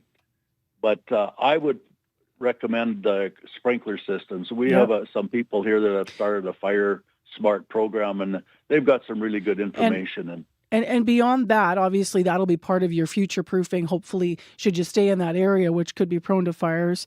I'm wondering what you would do also in terms of in insurance and such in preparation. Well, we don't know. Would you have taken? Did you have pictures? Or did you have, you know what I mean, that kind of stuff? Yeah. We were getting ready to go, and I was hosing the yard down, and Debbie stuck her head outdoors. She said, "We just got evacuated. Get some pictures before we go." So I run around with my phone taking as many pictures as I could. I should have taken more, but I would advise anybody, whether you're facing a fire, wildfires or not, have pictures and put them in a safe place, because they really help with insurance. Yeah, what a thing you've been through here. Thank you for sharing your story with us, and we'll have to follow up and see where you land and whether or not, as you said, you stay not just where you are in Flin Flon, but in Manitoba. Take care, you too. I can hear Debbie in the background there. So thank you very much for being with us today and sharing your story, Greg. Well, thank you, and you have a good day. You too. Greg Ellingson, Flin Flon resident, he and his wife Debbie lost their home to wildfire this summer. If you want to read more about their story and what they're weighing, cbc.ca/Manitoba. It's very interesting. I've done a lot of interviews over the years about flood insurance, about the dikes or the berms that you might build, aftermath of a fire, and insurance, and what you weigh is very different situation. You can check out more online. It's 8:24 a.m. Corey Funk is in right now with a traffic update. Yes, getting lots of calls here. Just got a call about Dawson Road coming into the city. Very backed up right now. The caller didn't quite know why, but his heads up there as well. Westbound Jubilee. All morning, it has been an issue. There's a stall right before Pembina in the left lane that's caused big backups, getting lots of calls about that. Backed up all the way to Osborne, actually. So very, very slow going on westbound Jubilee this morning as well. Got a call from Dawn about westbound Chief Peguis. Also very, very backed up as you lose your right lane just before you hit Main. Then when you get onto Main Street, you lose your curb lane going both ways. It said southbound Main also very, very backed up right now as well, just after you turn on to there from Chief Peguis. And also the highways, very poor ice fog, particularly in western Manitoba. Got a call from Mike, who's going from Onanola to Russell, Highway 745. He actually said not only is it poor visibility, but the ice fog there is actually making the highway quite slippery as well. So careful around there, around Brandon on the number 1 as well. Abby just added one here. There's also at Grant and Oakdale now. Okay. Motor vehicle collision blocking the eastbound median lane. Keep right and use caution passing. So lots of things going on out there. 204-788-3093. You can give me a call. All right. Thank you, Corey. Thank you. You're listening to Information Radio here on 89.3 FM, 990 AM on the app and YouTube. I'm Marcy Marcusa with our team at the show. Darren Marash and Abby Adiemi behind the glass as well with Corey. Well, we have a tune now from Car 287. They're a Winnipeg rock band. They're made up of former air traffic controllers. They started as a cover band more than 10 years ago. Now they're ready to take off with their own debut album. It's called Looking Through the Lens. And from it, this is Highway Strong.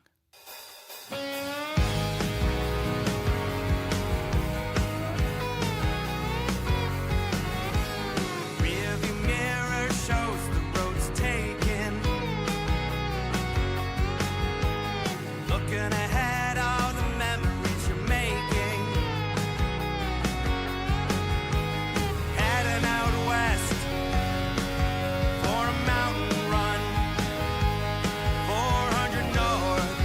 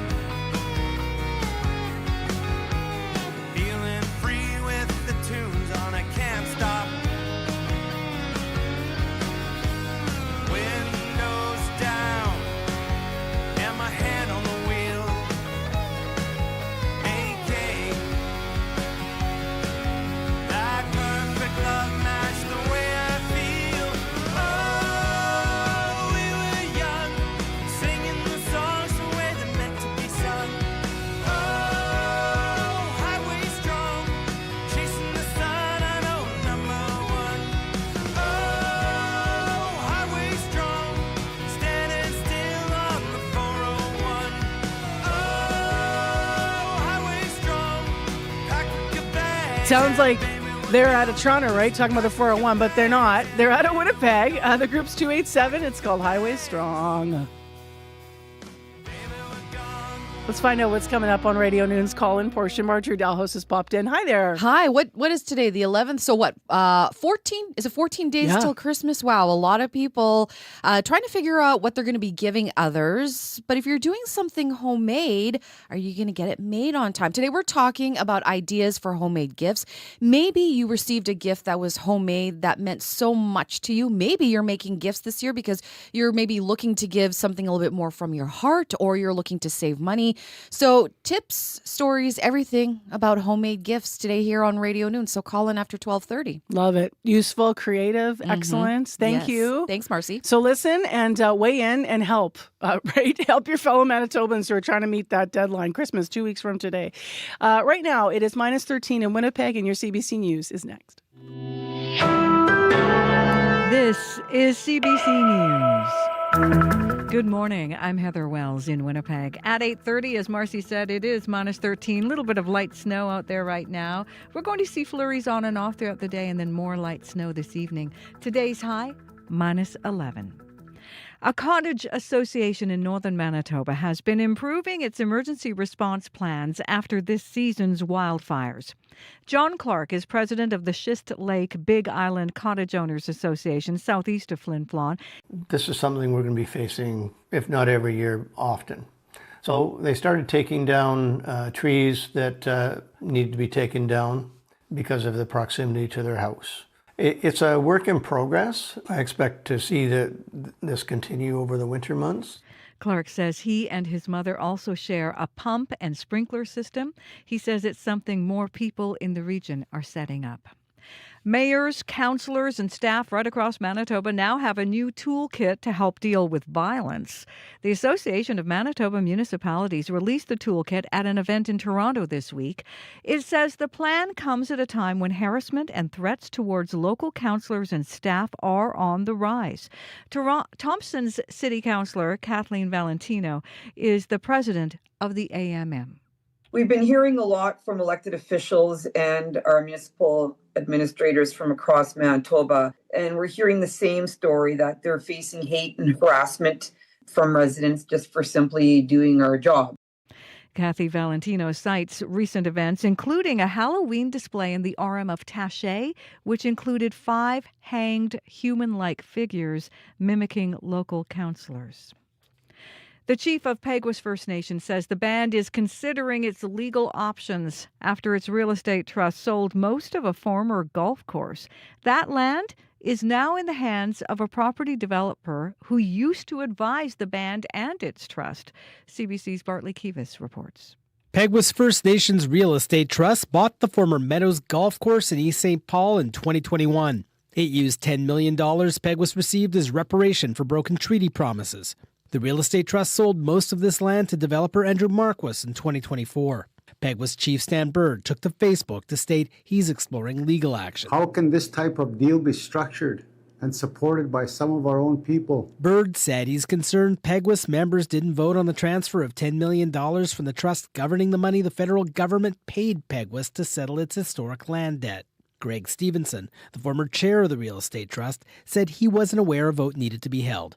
Bird also said the Meadows transaction was one of several bad deals spearheaded by former Peguis chief Glenn Hudson.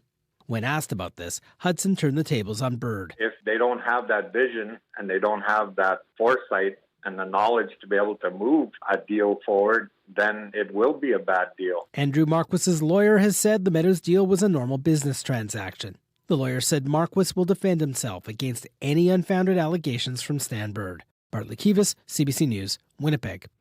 Dozens of minor hockey teams in Winnipeg are scrambling to find ice time next month because a film production is going to close rinks at the Southdale Community Centre.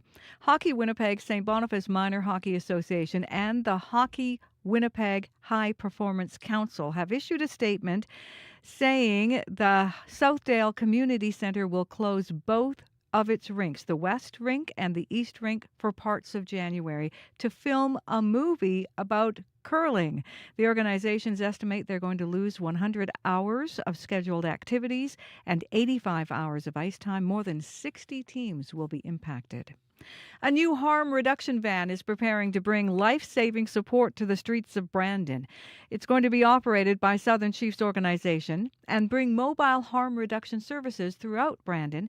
SCO says it will draw on its mobile crisis team's experience working in 32 First Nations.